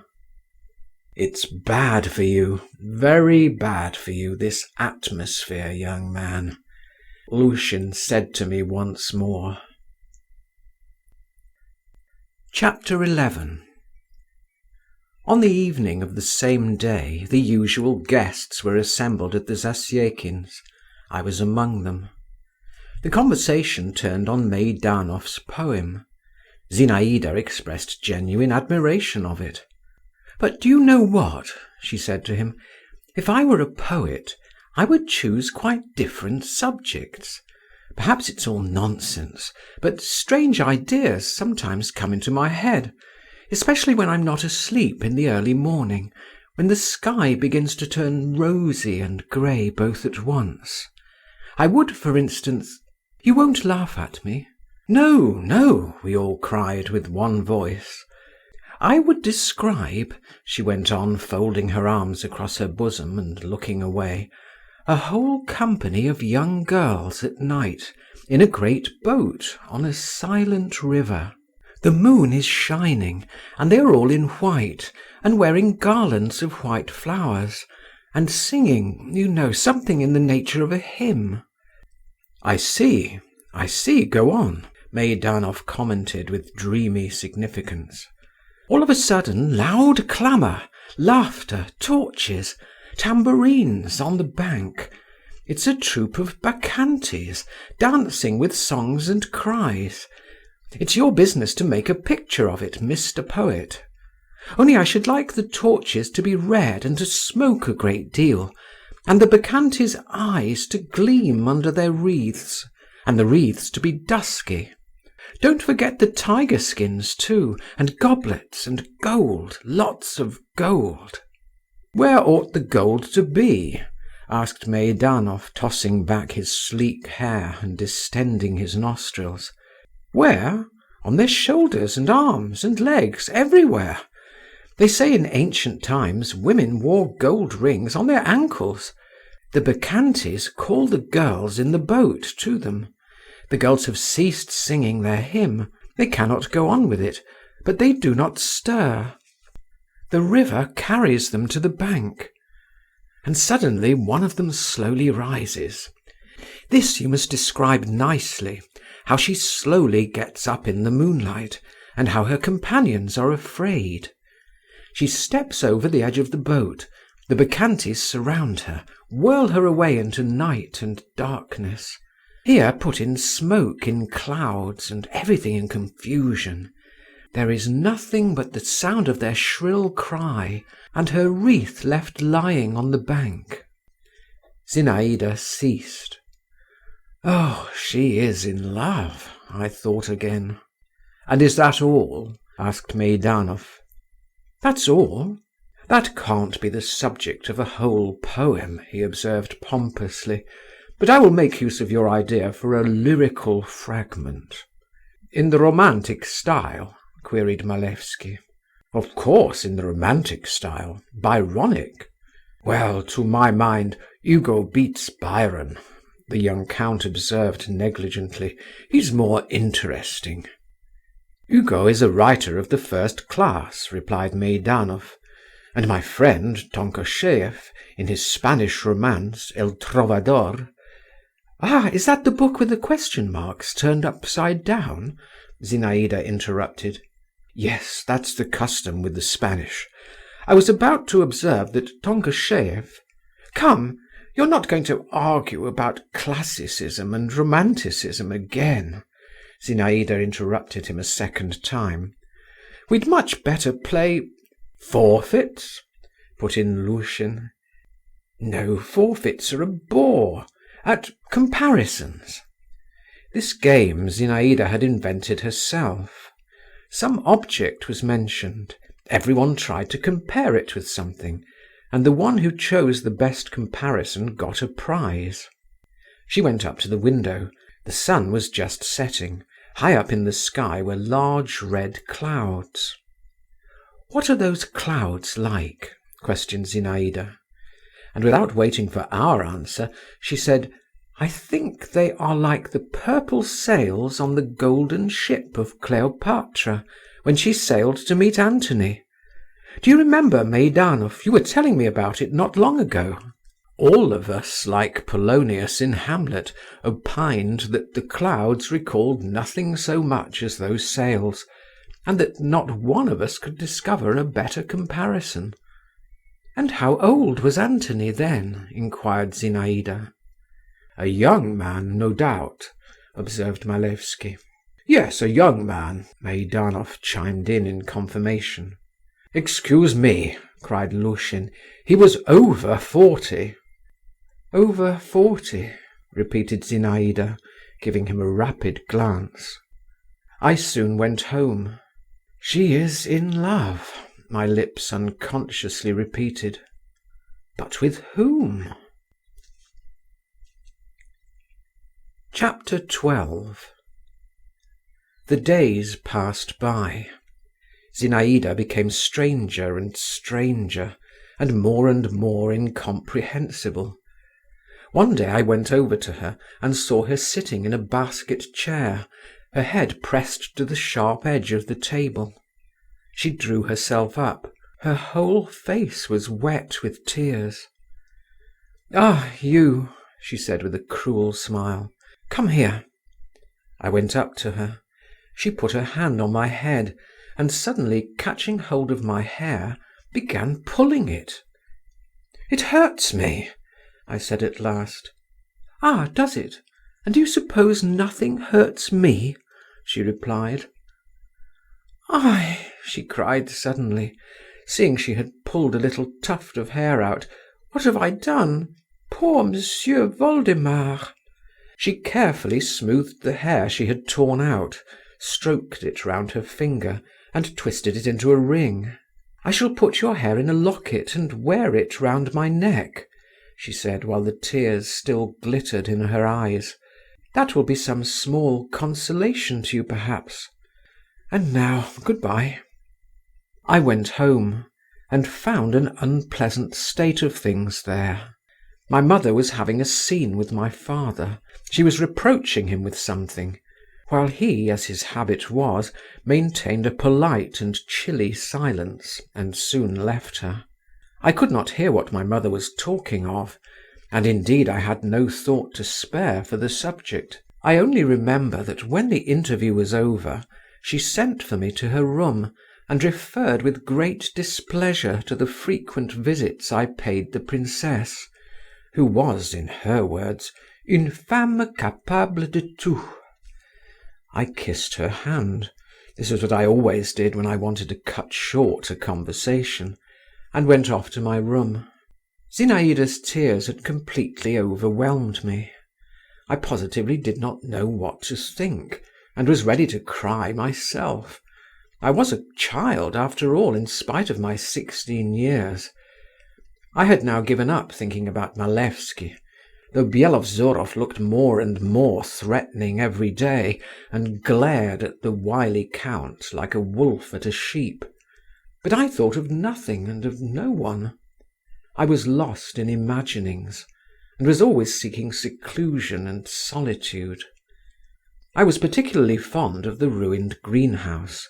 I would climb up on the high wall and perch myself, and sit there such an unhappy, lonely and melancholy youth that I felt sorry for myself. And how consolatory were those mournful sensations, how I revelled in them. One day I was sitting on the wall looking into the distance and listening to the ringing of the bells.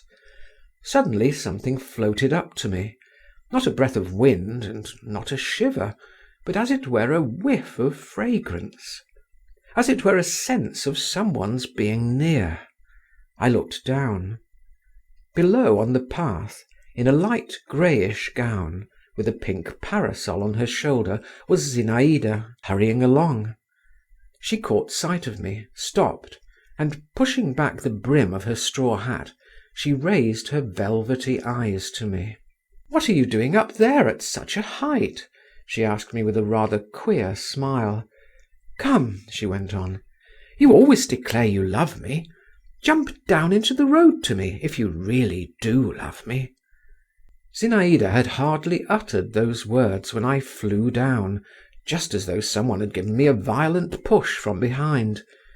The wall was about 14 feet high. I reached the ground on my feet, but the shock was so great that I could not keep my footing. I fell down, and for an instant fainted away. When I came to myself again, without opening my eyes, I felt Zinaïda beside me. "My dear boy," she was saying, bending over me, and there was a note of alarmed tenderness in her voice. "How could you do it, dear? How could you obey? You know I love you. Get up." Her bosom was heaving close to me, her hands were caressing my head, and suddenly, what were my emotions at that moment, her soft fresh lips began covering my face with kisses. They touched my lips. But then Zinaïda probably guessed by the expression of my face that I had regained consciousness, though I still kept my eyes closed, and rising rapidly to her feet, she said, "Come, Get up! Naughty boy! Silly! Why are you lying in the dust?" I got up. "Give me my parasol," said Zinaïda. "I threw it down somewhere, and don't stare at me like that. What ridiculous nonsense! You're not hurt, are you? Stung by the nettles, I dare say. Don't stare at me, I tell you."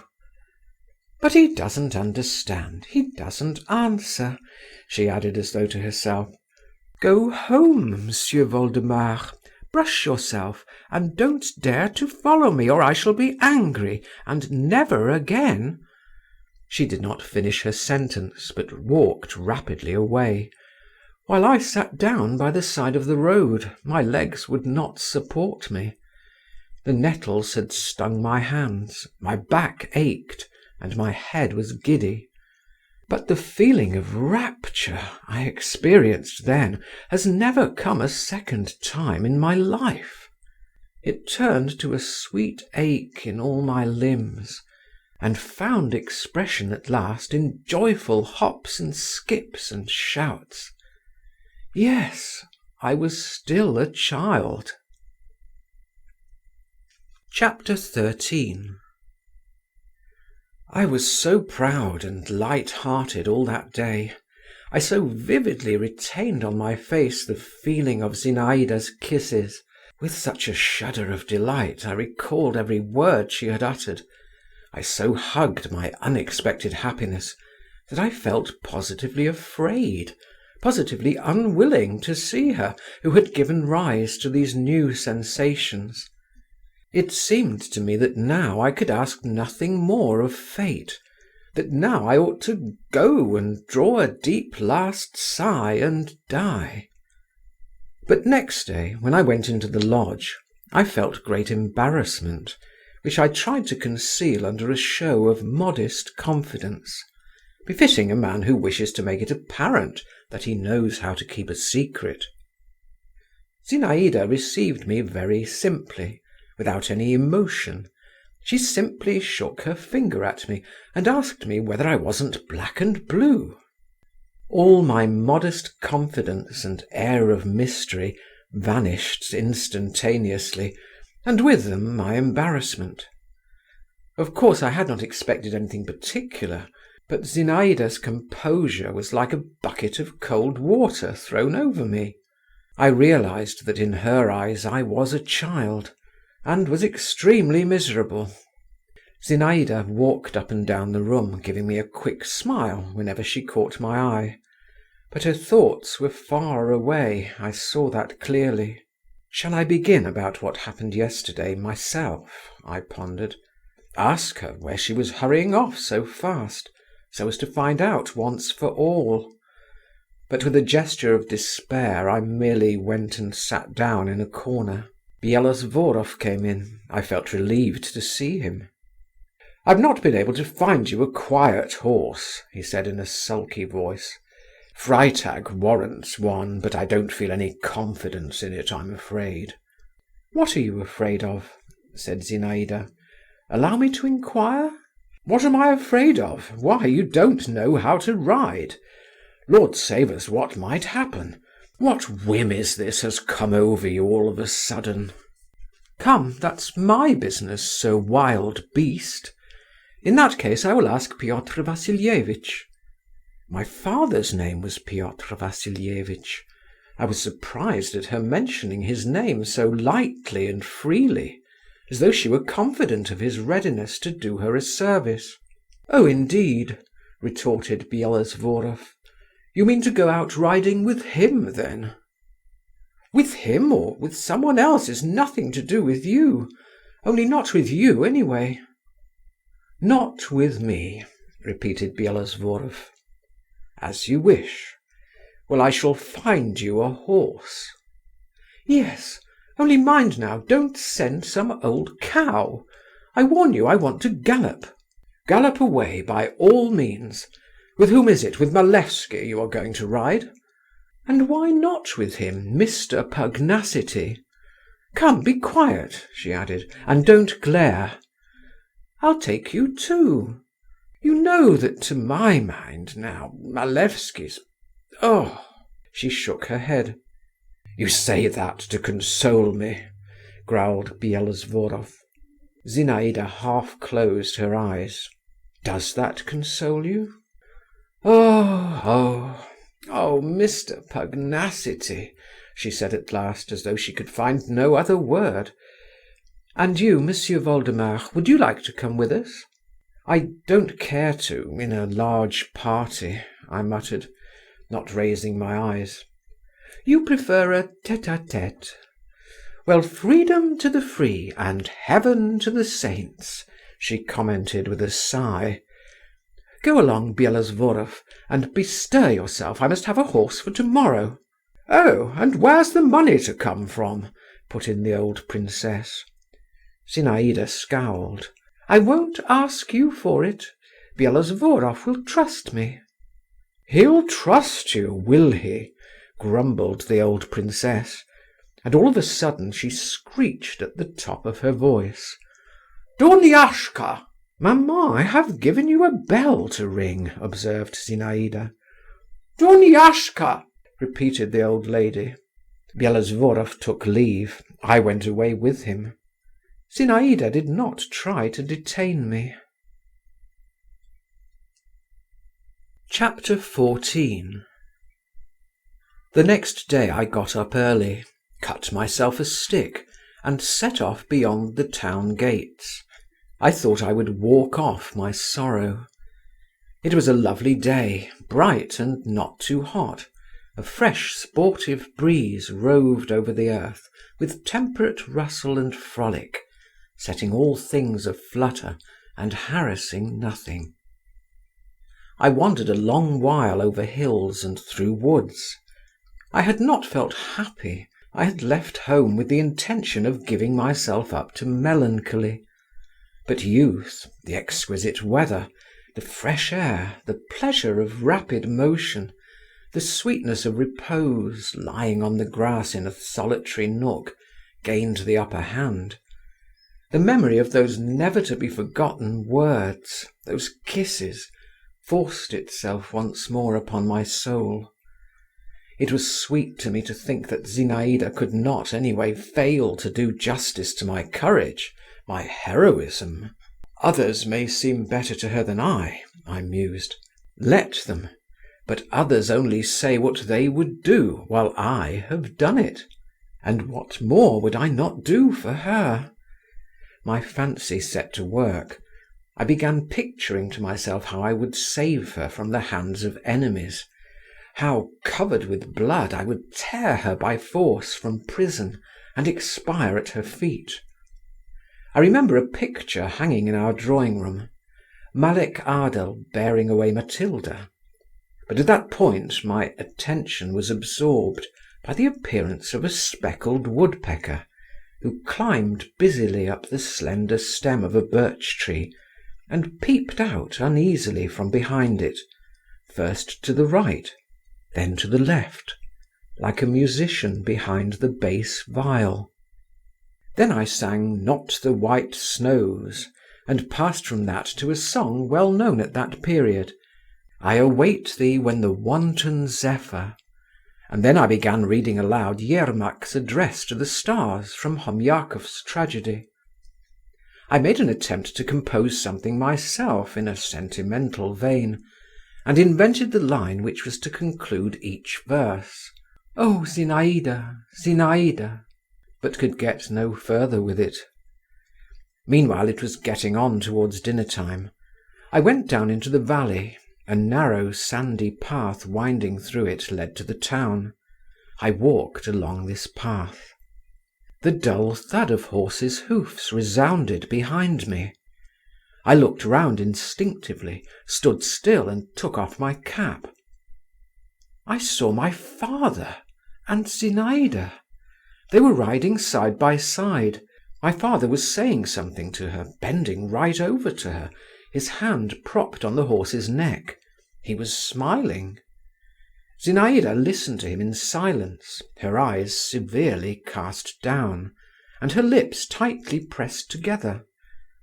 At first I saw them only, but a few instants later Bielosvorov came into sight round a bend in the glade, He was wearing a hussar's uniform with a pelisse, and riding a foaming black horse. The gallant horse tossed its head, snorted, and pranced from side to side. His rider was at once holding him in and spurring him on. I stood aside. My father gathered up the reins, moved away from Zinaïda. She slowly raised her eyes to him, and both galloped off. Bielozvorov flew after them, his sabre clattering behind him. He's as red as a crab, I reflected, while why is she so pale? Out riding the whole morning, and pale. I redoubled my pace, and got home just at dinner time. My father was already sitting by my mother's chair, dressed for dinner, washed and fresh. He was reading an article from the Journal des Débats in his smooth, musical voice. But my mother heard him without attention, and when she saw me, asked where I had been to all day long, and added that she didn't like this gadding about God knows where, and God knows in what company. But I have been walking alone, I was on the point of replying, but I looked at my father, and for some reason or other held my peace. End of chapter 14. Chapter 15. For the next 5 or 6 days I hardly saw Zinaïda. She said she was ill, which did not, however, prevent the usual visitors from calling at the lodge, to pay, as they expressed it, their duty. All that is except Meidanov, who promptly grew dejected and sulky when he had not an opportunity of being enthusiastic. Bielozorov sat sullen and red-faced in a corner, buttoned up to the throat. On the refined face of Malevsky there flickered continually an evil smile.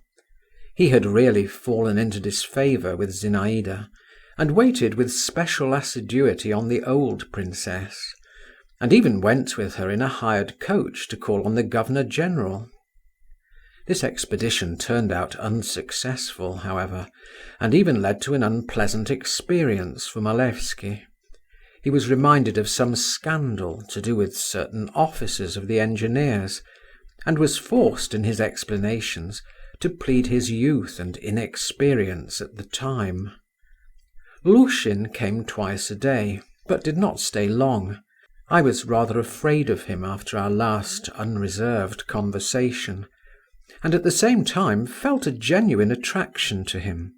He went a walk with me one day in the Neskutchny gardens, was very good-natured and nice, told me the names and properties of various plants and flowers, and suddenly, apropos of nothing at all, cried, hitting himself on his forehead, "And I, poor fool, thought her a flirt.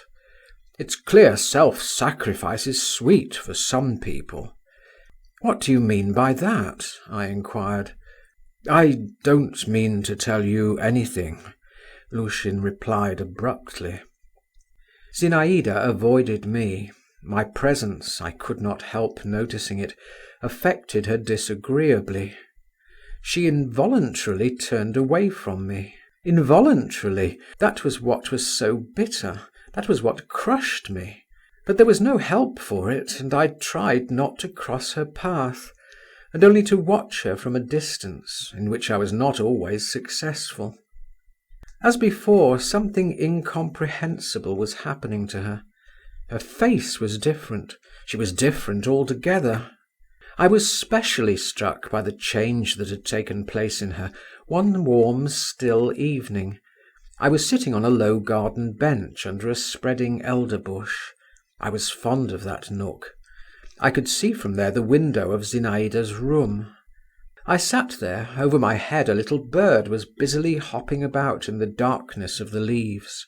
A grey cat, stretching herself at full length, crept warily about the garden, and the first beetles were heavily droning in the air, which was still clear, though it was not light. I sat and gazed at the window, and waited to see if it would open. It did open, and Zinaïda appeared at it. She had on a white dress, and she herself, her face, shoulders and arms, were pale to whiteness. She stayed a long while without moving, and looked out straight before her from under her knitted brows. I had never known such a look on her. Then she clasped her hands tightly, raised them to her lips, to her forehead, and suddenly pulling her fingers apart, she pushed back her hair behind her ears, tossed it, and with a sort of determination nodded her head, and slammed to the window. 3 days later she met me in the garden. I was turning away, but she stopped me of herself. "Give me your arm," she said to me with her old affectionateness. "It's a long while since we have had a talk together." I stole a look at her. Her eyes were full of a soft light, and her face seemed as it were smiling through a mist.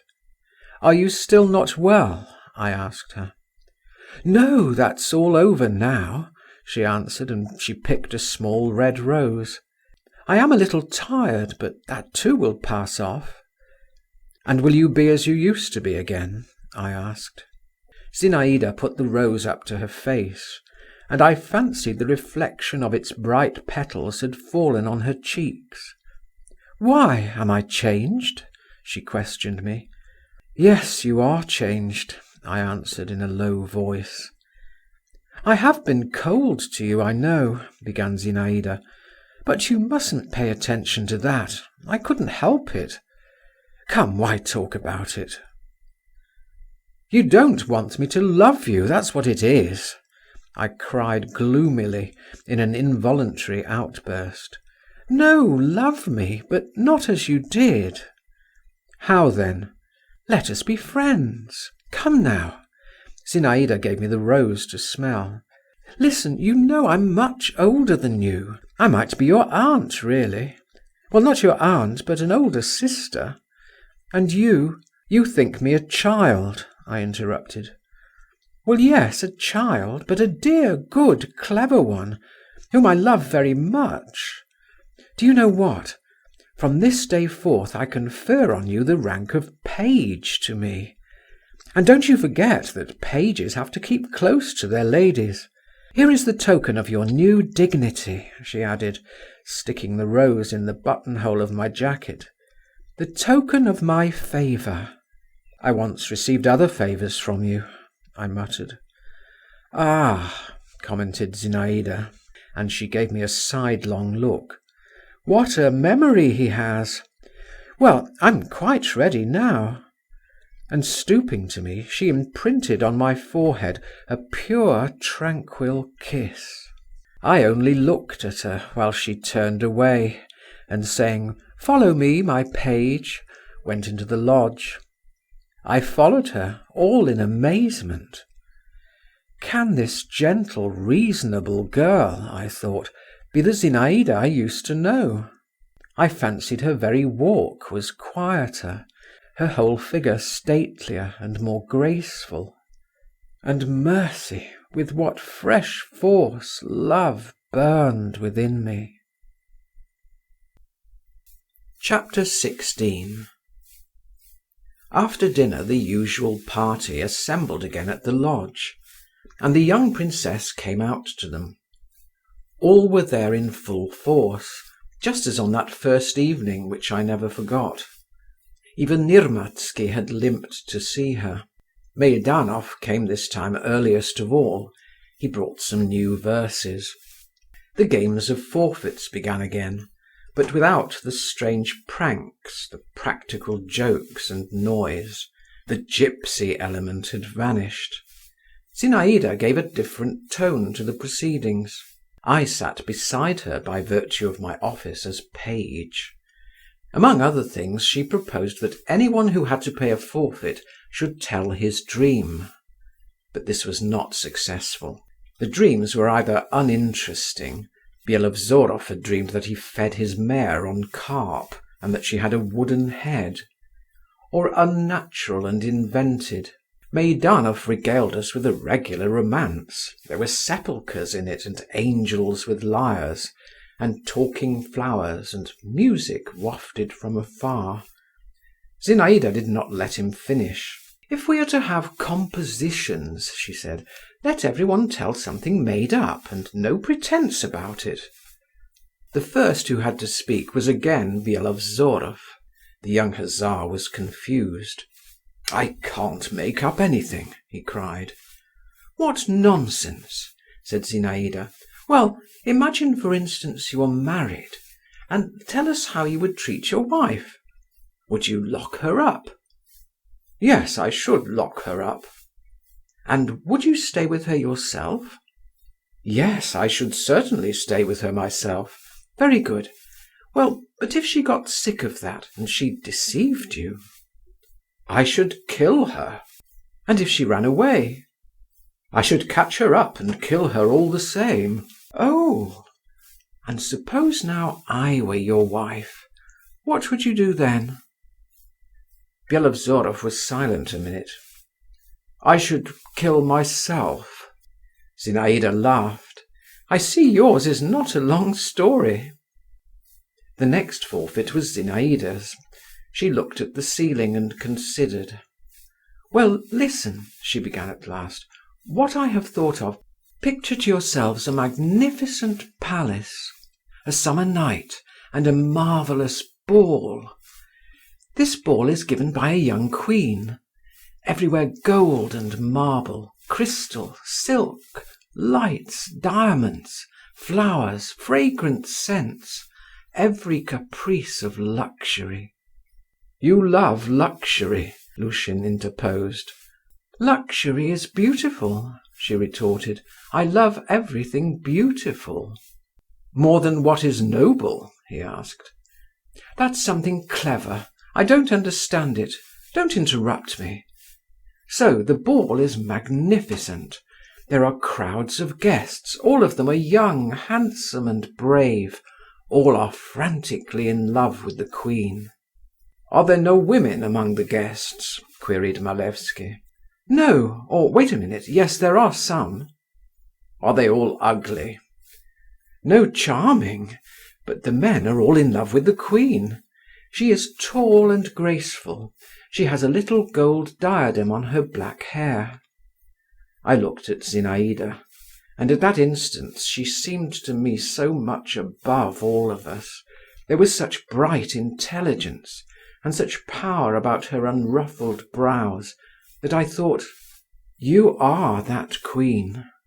"They all throng about her," Zinaïda went on, "and all lavish the most flattering speeches upon her." "And she likes flattery?" Lushin queried. "What an intolerable person! He keeps interrupting. Who doesn't like flattery?" "One more last question," observed Malevsky. "Has the queen a husband?" "I hadn't thought about that. No, why should she have a husband?"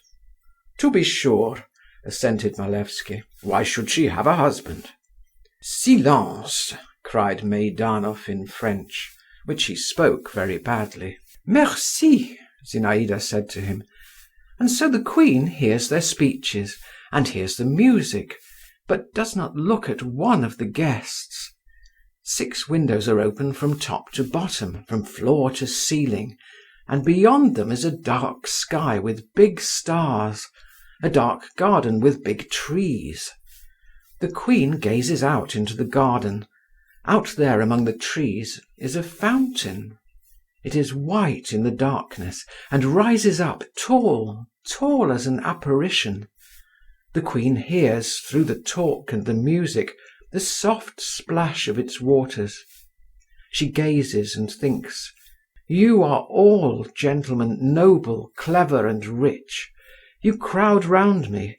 You treasure every word I utter. You are all ready to die at my feet. I hold you in my power. But out there, by the fountain, by that splashing water, stands and waits he whom I love, who holds me in his power. He has neither rich raiment nor precious stones. No one knows him. But he awaits me, and is certain I shall come.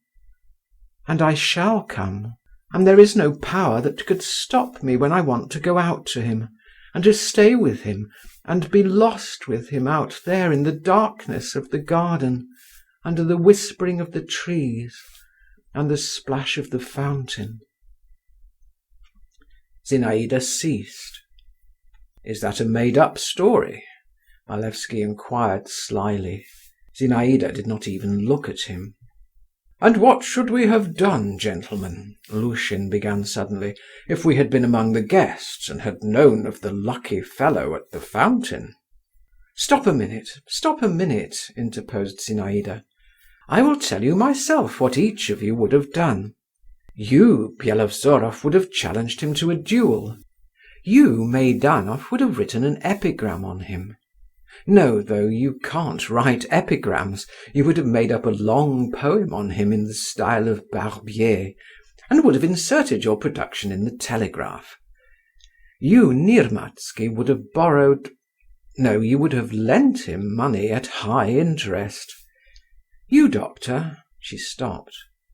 "There, I really don't know what you would have done." "In the capacity of court physician," answered Lushin, "I would have advised the queen not to give balls when she was not in the humour for entertaining her guests." "Perhaps you would have been right." "And you, Count?" "And I?" repeated Malevsky with his evil smile. "You would offer him a poisoned sweetmeat." Malevsky's face changed slightly, and assumed for an instant a Jewish expression. But he laughed directly. "And as for you, Voldemar," Zinaïda went on. "But that's enough, though. Let us play another game." "Monsieur Voldemar, as the queen's page, would have held up her train when she ran into the garden," Malevsky remarked malignantly. I was crimson with anger, but Zinaïda hurriedly laid a hand on my shoulder, and getting up, said in a rather shaky voice: "I have never given your excellency the right to be rude, and therefore I will ask you to leave us." She pointed to the door. "Upon my word, princess," muttered Malevsky, and he turned quite pale. "The princess is right," cried Byelovzorov, and he too rose. "Good God, I'd not the least idea," Malevsky went on. "In my words there was nothing, I think, that could... I had no notion of offending you. Forgive me." Zinaïda looked him up and down coldly, and coldly smiled. "Stay then, certainly," she pronounced with a careless gesture of her arm. "Monsieur Voldemar and I were needlessly incensed. It is your pleasure to sting. May it do you good." "Forgive me," Malevsky repeated once more, while I, my thoughts dwelling on Zinaïda's gesture, said to myself again that no real queen could with greater dignity have shown a presumptuous subject to the door. The game of forfeits went on for a short time after this little scene. Everyone felt rather ill at ease, as from another, not quite definite, but oppressive feeling. No one spoke of it, but everyone was conscious of it in himself and in his neighbour. Meidanov read us his verses. "He wants to show how good he is now," Lushin whispered to me. We soon broke up. A mood of reverie seemed to have come upon Zinaïda. The old princess sent word that she had a headache. Nirmatsky began to complain of his rheumatism. I could not for a long while get to sleep. I had been impressed by Zinaïda's story. Can there have been a hint in it? I asked myself. And at whom and at what was she hinting? And if there really is anything to hint at, how is one to make up one's mind? No, it can't be, I whispered, turning over from one hot cheek onto the other. But I remembered the expression of Zinaïda's face during her story.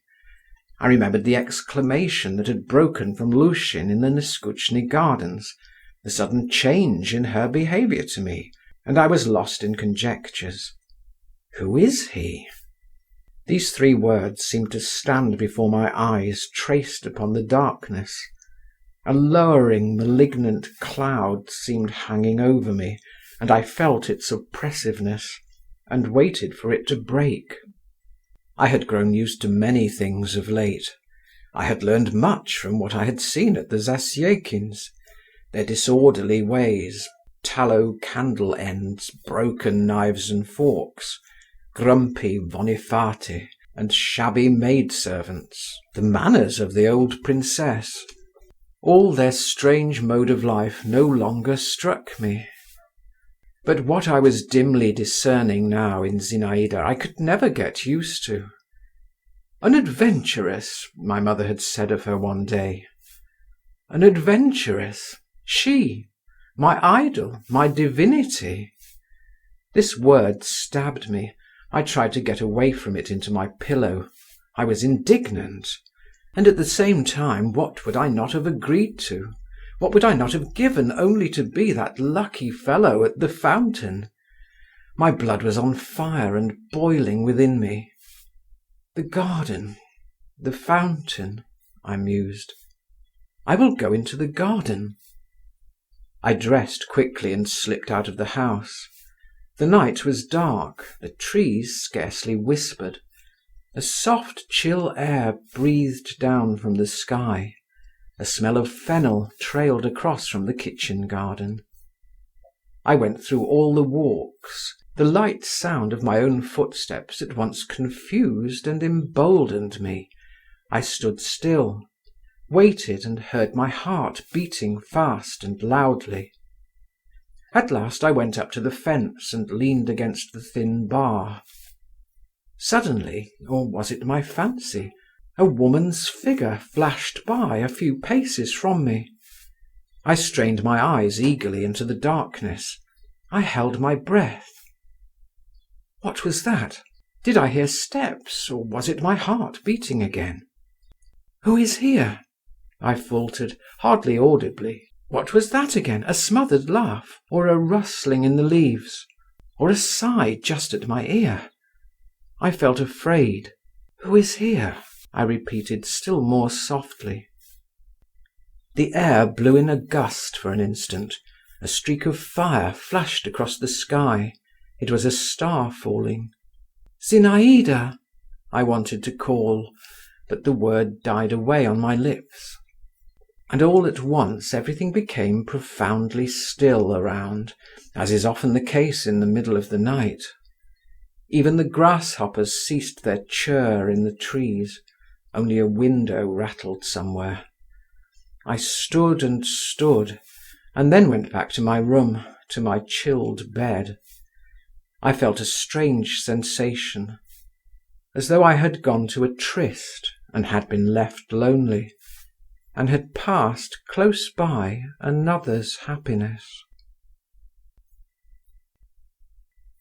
Chapter 17. The following day I only had a passing glimpse of Zinaïda. She was driving somewhere with the old princess in a cab. But I saw Lushin, who, however, barely vouchsafed me a greeting, and Malevsky. The young count grinned and began affably talking to me. Of all those who visited at the lodge, he alone had succeeded in forcing his way into our house, and had favourably impressed my mother. My father did not take to him, and treated him with a civility almost insulting. "Ah, Monsieur le Page," began Malevsky, "delighted to meet you. What is your lovely queen doing?" His fresh, handsome face was so detestable to me at that moment, and he looked at me with such contemptuous amusement, that I did not answer him at all. "Are you still angry?" he went on. "You've no reason to be. It wasn't I who called you a page, you know, and pages attend queens especially.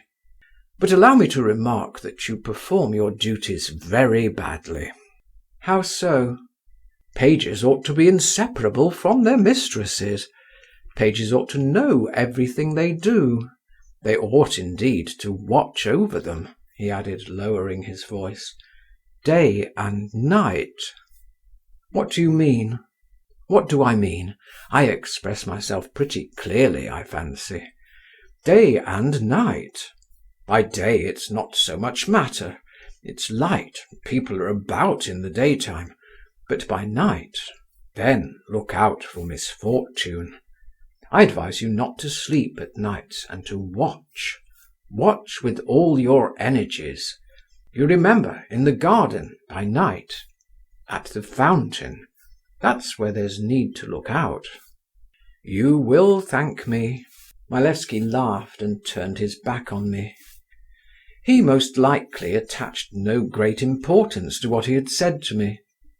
But he had a reputation for mystifying, and was noted for his power of taking people in at masquerades, which was greatly augmented by the almost unconscious falsity in which his whole nature was steeped. He only wanted to tease me, but every word he uttered was a poison that ran through my veins. The blood rushed to my head. "Ah, so that's it," I said to myself. "Good. So there was reason for me to feel drawn into the garden." "That shan't be so!" I cried aloud and struck myself on the chest with my fist, though precisely what should not be so I could not have said. Whether Malevsky himself goes into the garden, I thought. He was bragging, perhaps, he has insolence enough for that. Or someone else.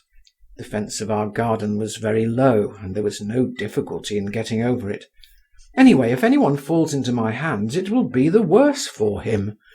I don't advise anyone to meet me. I will prove to all the world, and to her, the traitress, I actually used the word traitress, that I can be revenged. I returned to my own room, took out of the writing table an English knife I had recently bought, felt its sharp edge, and knitting my brows with an air of cold and concentrated determination, thrust it into my pocket, as though doing such deeds was nothing out of the way for me. And not the first time. My heart heaved angrily, and felt heavy as a stone. All day long I kept a scowling brow and lips tightly compressed, and was continually walking up and down, clutching with my hand in my pocket the knife, which was warm from my grasp, while I prepared myself beforehand for something terrible. These new unknown sensations so occupied and even delighted me that I hardly thought of Zinaïda herself. I was continually haunted by Aleko, the young gypsy. "Where art thou going, young handsome man? Lie there." And then, "Thou art all besprent with blood. Oh, what hast thou done?" "Naught." With a cruel smile I repeated that "naught." My father was not at home, but my mother, who had for some time been in an almost continual state of dumb exasperation, noticed my gloomy and heroic aspect, and said to me at supper, "Why are you sulking like a mouse in a meal tub?" I merely smiled condescendingly in reply, and thought, if only they knew. It struck 11. I went to my room, but did not undress. I waited for midnight. At last it struck. "The time has come," I muttered between my teeth, and buttoning myself up to the throat, and even pulling my sleeves up, I went into the garden. I had already fixed on the spot from which to keep watch. At the end of the garden, at the point where the fence separating our domain from the Zasyekins joined the common wall, grew a pine tree standing alone. Standing under its low, thick branches, I could see well, as far as the darkness of the night permitted, what took place around. Close by ran a winding path which had always seemed mysterious to me. It coiled like a snake under the fence, which at that point bore traces of having been climbed over, and led to a round arbour formed of thick acacias. I made my way to the pine tree, leaned my back against its trunk, and began my watch. The night was as still as the night before, but there were fewer clouds in the sky, and the outlines of bushes, even of tall flowers, could be more distinctly seen. The first moments of expectation were oppressive, almost terrible. I had made up my mind to everything. I only debated how to act. Whether to thunder, "Where goest thou? Stand, show thyself, or death," or simply to strike. Every sound, every whisper and rustle seemed to me portentous and extraordinary. I prepared myself. I bent forward. But half an hour passed, an hour passed. My blood had grown quieter, colder.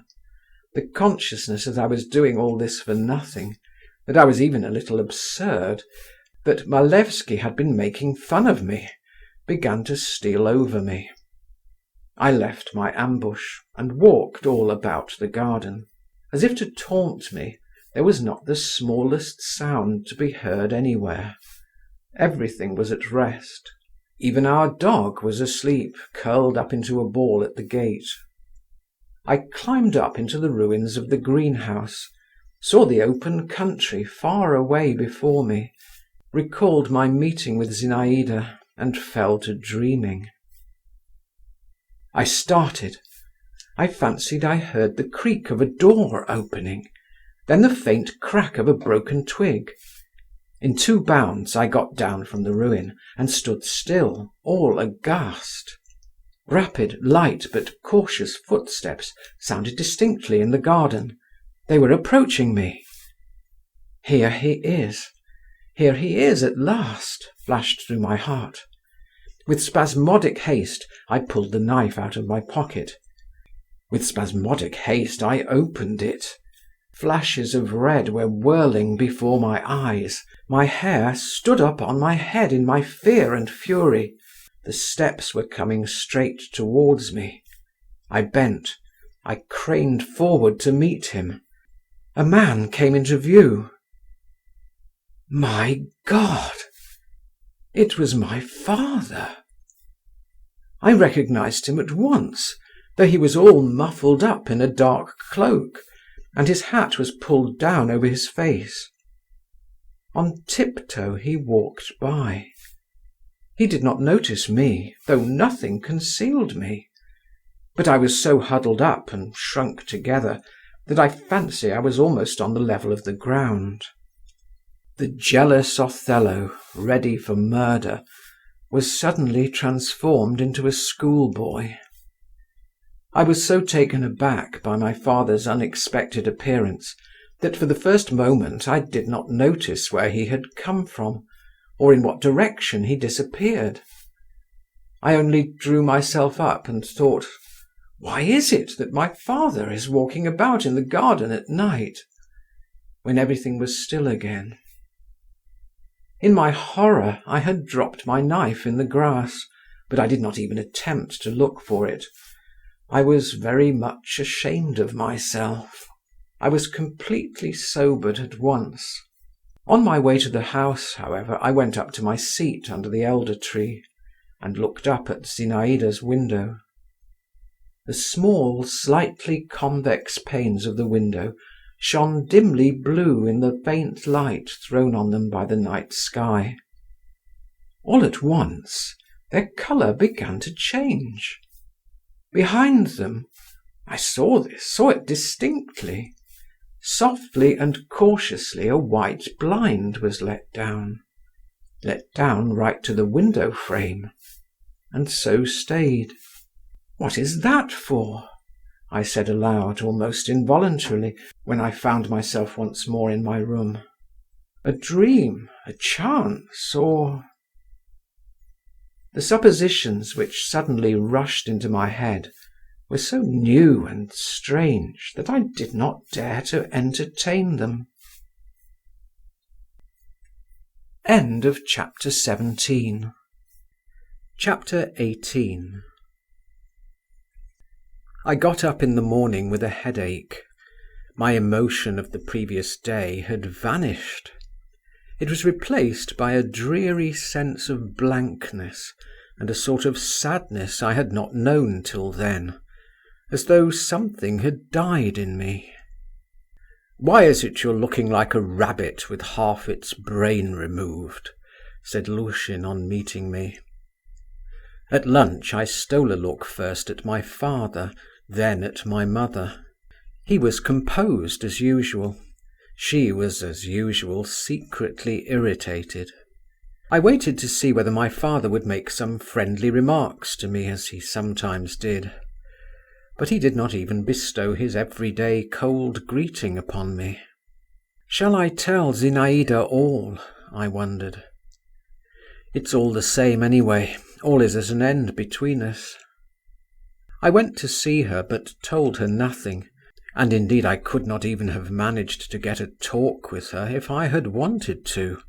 The old princess's son, a cadet of 12 years old, had come from Petersburg for his holidays.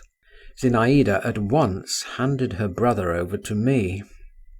"Here," she said, "my dear Volodya," it was the first time she had used this pet name to me, "is a companion for you. His name is Volodya too. Please like him. He is still shy, but he has a good heart. Show him Neskuchny Gardens, go walks with him, take him under your protection. You'll do that, won't you? You're so good too." She laid both her hands affectionately on my shoulders, and I was utterly bewildered. The presence of this boy transformed me too into a boy. I looked in silence at the cadet, who stared as silently at me. Zinaïda laughed and pushed us towards each other. "Embrace each other, children." We embraced each other. "Would you like me to show you the garden?" I inquired of the cadet. "If you please," he replied in the regular cadet's hoarse voice. Zinaïda laughed again. I had time to notice that she had never had such an exquisite colour in her face before. I set off with the cadet. There was an old-fashioned swing in our garden. I sat him down on the narrow plank seat and began swinging him. He sat rigid in his new little uniform of stout cloth, with its broad gold braiding, and kept tight hold of the cords. "You'd better unbutton your collar," I said to him. "It's all right, we're used to it," he said, and cleared his throat. He was like his sister. The eyes especially recalled her. I liked being nice to him, and at the same time an aching sadness was gnawing at my heart. Now I certainly am a child, I thought, but yesterday… I remembered where I had dropped my knife the night before and looked for it. The cadet asked me for it, picked a thick stalk of wild parsley, cut a pipe out of it, and began whistling. Othello whistled too. But in the evening how he wept, this Othello, in Zinaïda's arms, when, seeking him out in a corner of the garden, she asked him why he was so depressed. My tears flowed with such violence that she was frightened. "What is wrong with you? What is it, Volodya?" she repeated. And seeing I made no answer, and did not cease weeping, she was about to kiss my wet cheek. But I turned away from her, and whispered through my sobs, "I know all. Why did you play with me? What need had you of my love?" "I am to blame, Volodya," said Zinaïda. "I am very much to blame," she added, wringing her hands. "How much there is bad and black and sinful in me! But I'm not playing with you now. I love you. You don't even suspect why and how. But what is it you know?" What could I say to her? She stood facing me and looked at me, and I belonged to her altogether from head to foot directly she looked at me. A quarter of an hour later I was running races with the cadet and Zinaïda. I was not crying, I was laughing, though my swollen eyelids dropped a tear or two as I laughed. I had Zinaïda's ribbon round my neck for a cravat, and I shouted with delight whenever I succeeded in catching her round the waist. She did just as she liked with me. Chapter 19. I should be in a great difficulty if I were forced to describe exactly what passed within me in the course of the week after my unsuccessful midnight expedition. It was a strange, feverish time, a sort of chaos, in which the most violently opposed feelings, thoughts, suspicions, hopes, joys and sufferings whirled together in a kind of hurricane. I was afraid to look into myself. If a boy of 16 ever can look into himself, I was afraid to take stock of anything. I simply hastened to live through every day till evening, and at night I slept. The light-heartedness of childhood came to my aid. I did not want to know whether I was loved, and I did not want to acknowledge to myself that I was not loved. My father I avoided, but Zinaïda I could not avoid. I burnt as in a fire in her presence, and what did I care to know what the fire was in which I burned and melted? It was enough that it was sweet to burn and melt. I gave myself up to all my passing sensations, and cheated myself, turning away from memories and shutting my eyes to what I foreboded before me. This weakness would not most likely have lasted long in any case. A thunderbolt cut it all short in a moment and flung me into a new track altogether. Coming in one day to dinner from a rather long walk, I learnt with amazement that I was to dine alone, that my father had gone away, and my mother was unwell, did not want any dinner, and had shut herself up in her bedroom. From the faces of the footmen, I surmised that something extraordinary had taken place. I did not dare to cross-examine them, but I had a friend in the young waiter, Philippe, who was passionately fond of poetry and a performer on the guitar. I addressed myself to him. From him I learned that a terrible scene had taken place between my father and mother, and every word had been overheard in the maid's room. Much of it had been in French, but Masha, the lady's maid, had lived 5 years with a dressmaker from Paris, and she understood it all. That my mother had reproached my father with infidelity, with an intimacy with the young lady next door. That my father at first had defended himself, but afterwards had lost his temper, and he too had said something cruel, reflecting on her age, which had made my mother cry. That my mother too had alluded to some loan which it seemed had been made to the old princess, and had spoken very ill of her and of the young lady too, and that then my father had threatened her. And all the mischief, continued Philippe, came from an anonymous letter, and who wrote it no one knows, or else there'd have been no reason whatever for the matter to have come out at all. But was there really any ground? I brought out with difficulty, while my hands and feet went cold, and a sort of shudder ran through my inmost being. Philippe winked meaningly. There was. There's no hiding those things. For all that your father was careful this time. But there, you see, he'd, for instance, to hire a carriage or something. No getting on without servants either. I dismissed Philippe and fell onto my bed. I did not sob, I did not give myself up to despair. I did not ask myself when and how this had happened. I did not wonder how it was I had not guessed it before, long ago.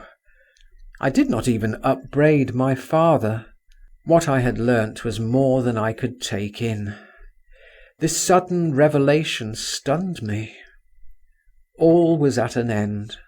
All the fair blossoms of my heart were roughly plucked at once, and lay about me, flung on the ground, and trampled underfoot.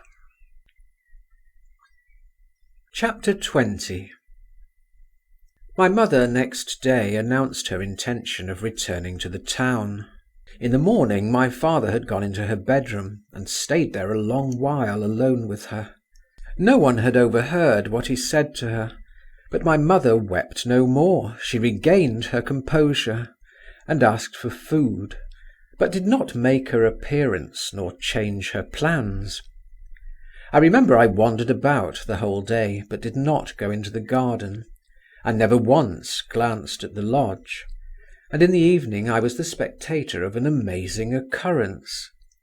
My father conducted Count Malevsky by the arm through the dining-room into the hall, and in the presence of a footman said icily to him, "A few days ago your excellency was shown the door in our house, and now I am not going to enter into any kind of explanation with you, but I have the honour to announce to you that if you ever visit me again I shall throw you out of window. I don't like your handwriting." The count bowed, bit his lips, shrank away and vanished. Preparations were beginning for our removal to town, to Arbaty Street, where we had a house. My father himself probably no longer cared to remain at the country house, but clearly he had succeeded in persuading my mother not to make a public scandal. Everything was done quietly, without hurry. My mother even sent her compliments to the old princess, and expressed her regret that she was prevented by indisposition from seeing her again before her departure.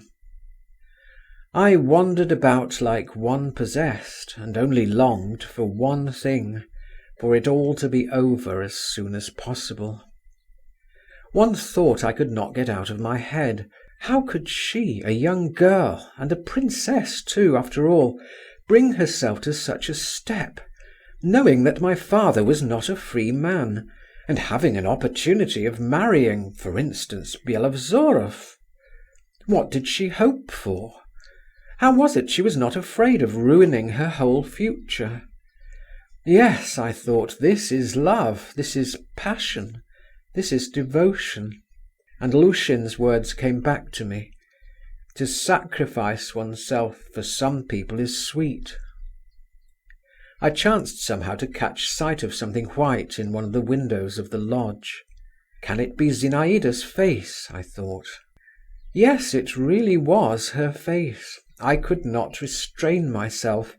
I could not part from her without saying a last goodbye to her. I seized a favourable instant and went into the lodge. In the drawing-room the old princess met me with her usual slovenly and careless greetings. "How's this, my good man, your folks are off in such a hurry?" she observed, thrusting snuff into her nose. I looked at her, and a load was taken off my heart. The word "loan," dropped by Philippe, had been torturing me. She had no suspicion. At least I thought so then. Zinaïda came in from the next room, pale and dressed in black, with her hair hanging loose. She took me by the hand without a word, and drew me away with her. "I heard your voice," she began, "and came out at once. Is it so easy for you to leave us, bad boy?" "I have come to say good-bye to you, princess," I answered, "probably forever. You have heard, perhaps, we are going away." Zinaïda looked intently at me. "Yes, I have heard. Thanks for coming. I was beginning to think I should not see you again. Don't remember evil against me. I have sometimes tormented you, but all the same I am not what you imagine me." She turned away and leaned against the window. "Really, I am not like that. I know you have a bad opinion of me." "I?" "Yes, you. You."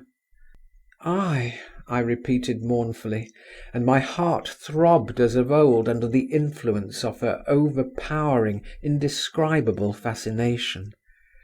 "I, believe me, Zinaïda Alexandrovna, whatever you did, however you tormented me, I should love and adore you to the end of my days." She turned with a rapid motion to me, and flinging wide her arms, embraced my head, and gave me a warm and passionate kiss. God knows whom that long farewell kiss was seeking, but I eagerly tasted its sweetness. I knew that it would never be repeated. "Goodbye, goodbye," I kept saying. She tore herself away and went out, and I went away. I cannot describe the emotion with which I went away. I should not wish it ever to come again. But I should think myself unfortunate had I never experienced such an emotion. We went back to town. I did not quickly shake off the past. I did not quickly get to work. My wound slowly began to heal. But I had no ill feeling against my father. On the contrary, he had, as it were, gained in my eyes. Let psychologists explain the contradiction as best they can. One day I was walking along a boulevard, and to my indescribable delight I came across Lushin. I liked him for his straightforward and unaffected character, and besides he was dear to me for the sake of the memories he aroused in me. I rushed up to him. "Ah," he said, knitting his brows, "so it's you, young man. Let me have a look at you. You're still as yellow as ever, but yet there's not the same nonsense in your eyes. You look like a man, not a lapdog. That's good. Well, what are you doing? Working?" I gave a sigh. I did not like to tell a lie, while I was ashamed to tell the truth. "Well, never mind," Lushin went on. "Don't be shy. The great thing is to lead a normal life and not be the slave of your passions. What do you get if not? Wherever you are carried by the tide. It's all a bad lookout. A man must stand on his own feet if he can get nothing but a rock to stand on. Here, I've got a cough. And Byelovzorov, have you heard anything of him?" "No, what is it?" "He's lost, and no news of him. They say he's gone away to the Caucasus. A lesson to you, young man, and it's all from not knowing how to part in time, to break out of the net. You seem to have got off very well. Mind you don't fall into the same snare again. Goodbye." I shan't, I thought. I shan't see her again. But I was destined to see Zinaïda once more. Chapter 21. My father used every day to ride out on horseback. He had a splendid English mare, a chestnut piebald, with a long slender neck and long legs, an inexhaustible and vicious beast. Her name was Electric. No one could ride her except my father.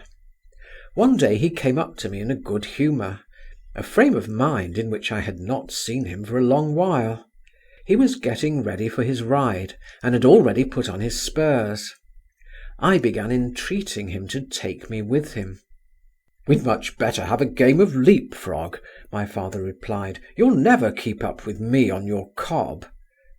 "Yes, I will. I'll put on spurs too." "All right, come along then." We set off. I had a shaggy black horse, strong and fairly spirited.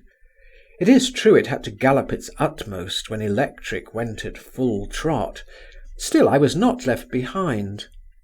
I have never seen anyone ride like my father.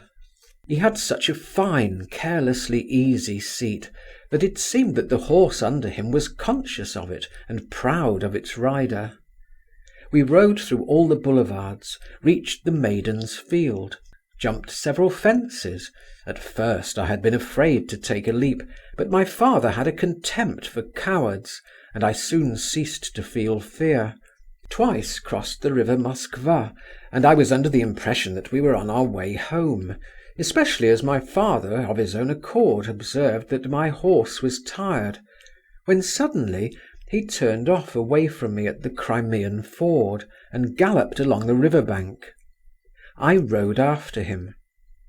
When he had reached a high stack of old timber, he slid quickly off Electric, told me to dismount, and giving me his horse's bridle, told me to wait for him there at the timber stack.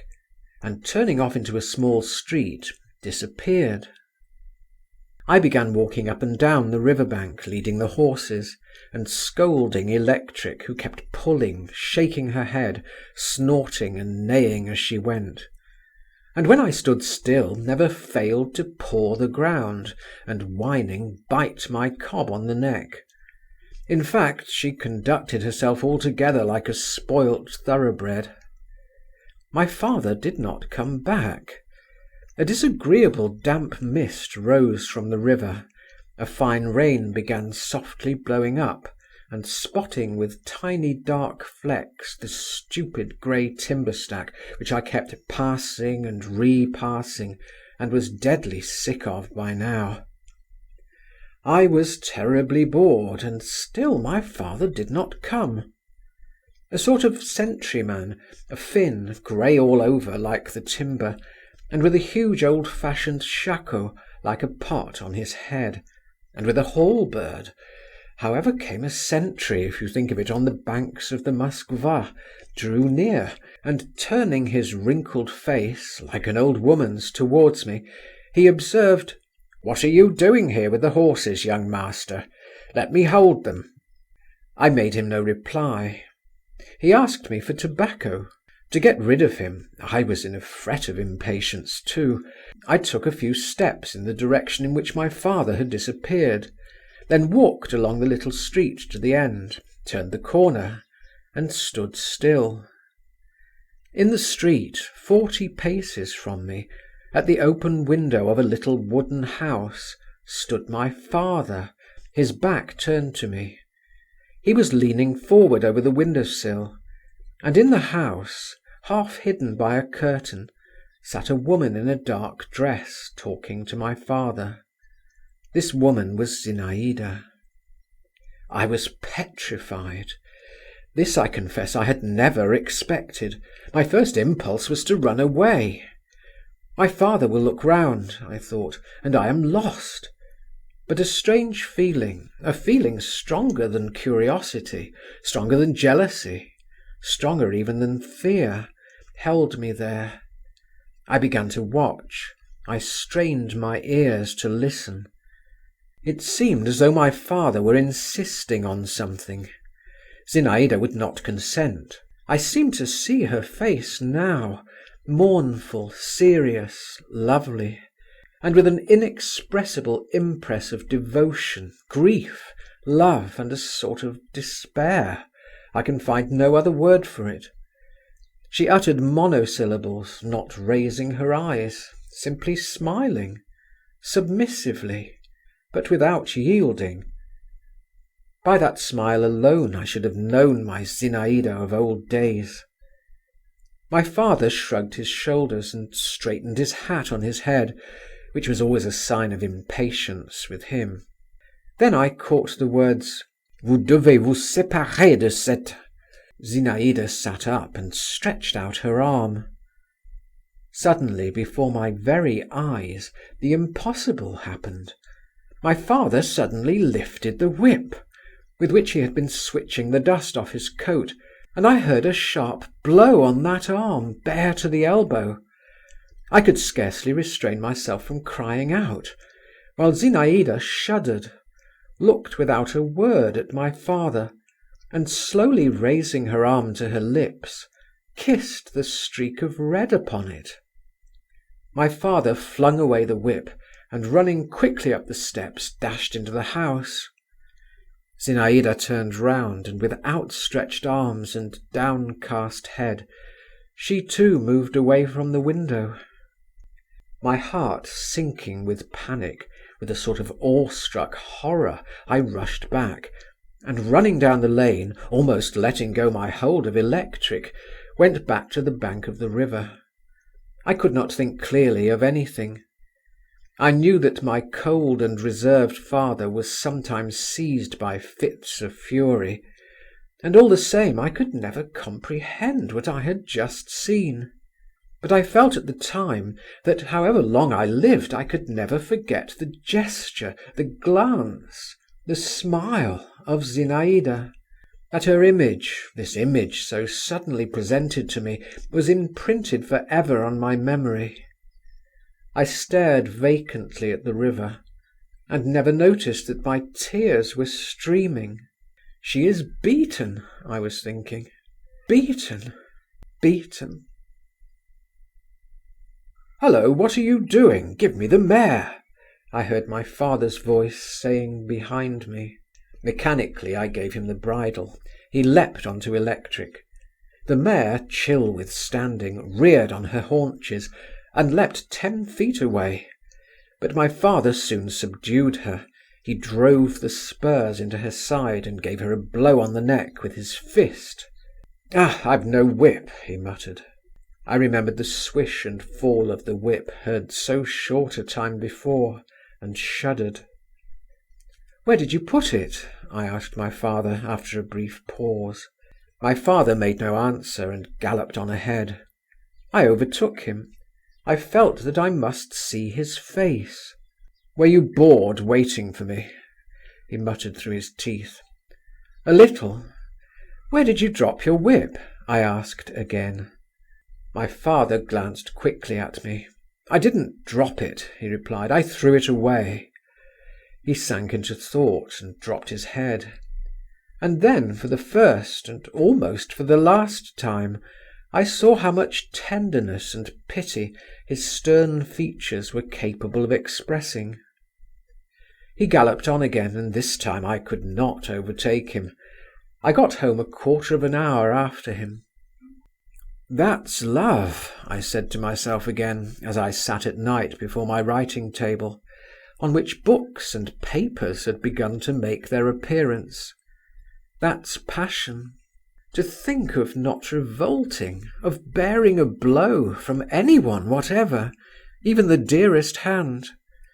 But it seems one can if one loves. While I imagined." I had grown much older during the last month, and my love, with all its transports and sufferings, struck me myself as something small and childish and pitiful beside this other unimagined something, which I could hardly fully grasp, and which frightened me like an unknown, beautiful but menacing face, which one strives in vain to make out clearly in the half-darkness. A strange and fearful dream came to me that same night. I dreamed I went into a low, dark room. My father was standing with a whip in his hand, stamping with anger. In the corner crouched Zinaïda, and not on her arm but on her forehead was a stripe of red, while behind them both towered Bielosvorov, covered with blood. He opened his white lips and wrathfully threatened my father. 2 months later I entered the university, and within 6 months my father died of a stroke in Petersburg, where he had just moved with my mother and me. A few days before his death he received a letter from Moscow which threw him into a violent agitation. He went to my mother to beg some favour of her, and I was told he positively shed tears. He, my father! On the very morning of the day when he was stricken down, he had begun a letter to me in French. "My son," he wrote to me, "fear the love of woman. Fear that bliss, that poison." After his death my mother sent a considerable sum of money to Moscow. Chapter 22. 4 years passed. I had just left the university, and did not know exactly what to do with myself, at what door to knock. I was hanging about for a time with nothing to do. One fine evening I met Meidanov at the theatre. He had got married and had entered the civil service, but I found no change in him. He fell into ecstasies in just the same superfluous way, and just as suddenly grew depressed again. "You know," he told me among other things, "Madame Dolsky's here." "What Madame Dolsky?" "Can you have forgotten her? The young Princess Zasyekin, whom we were all in love with, and you too.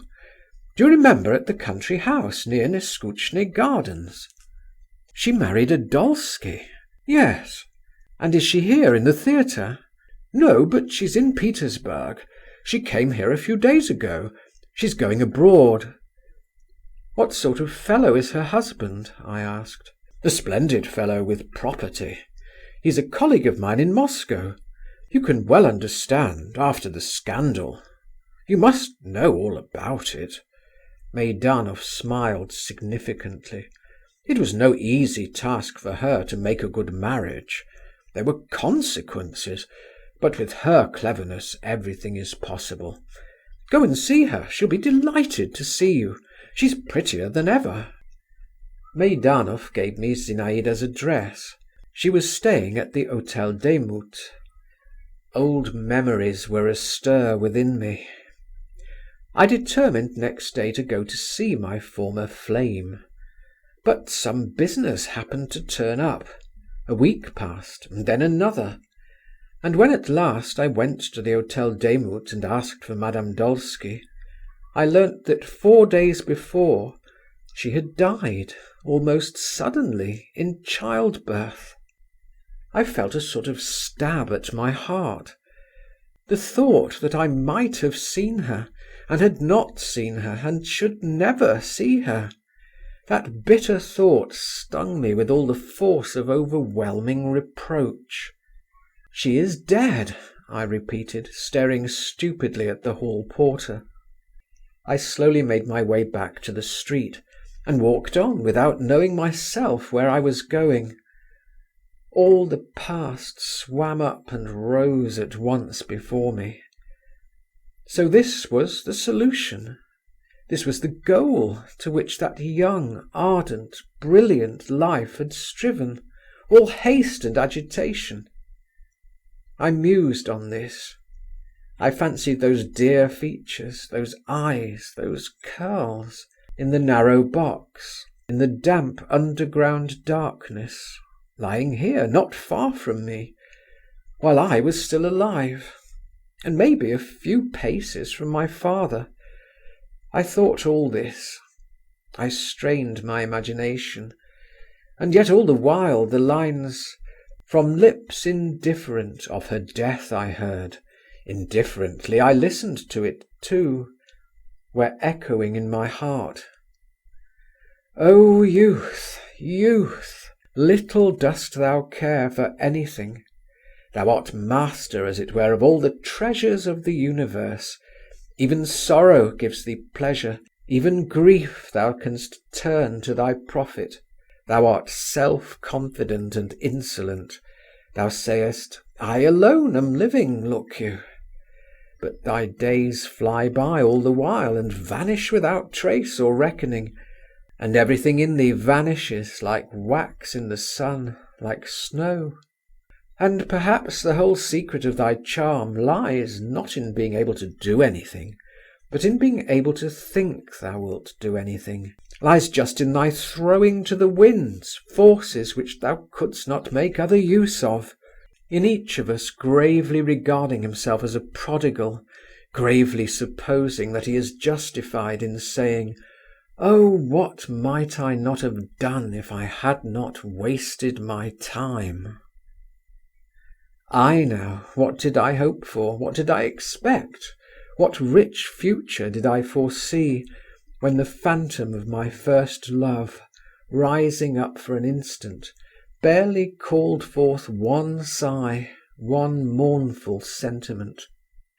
And what has come to pass of all I hoped for?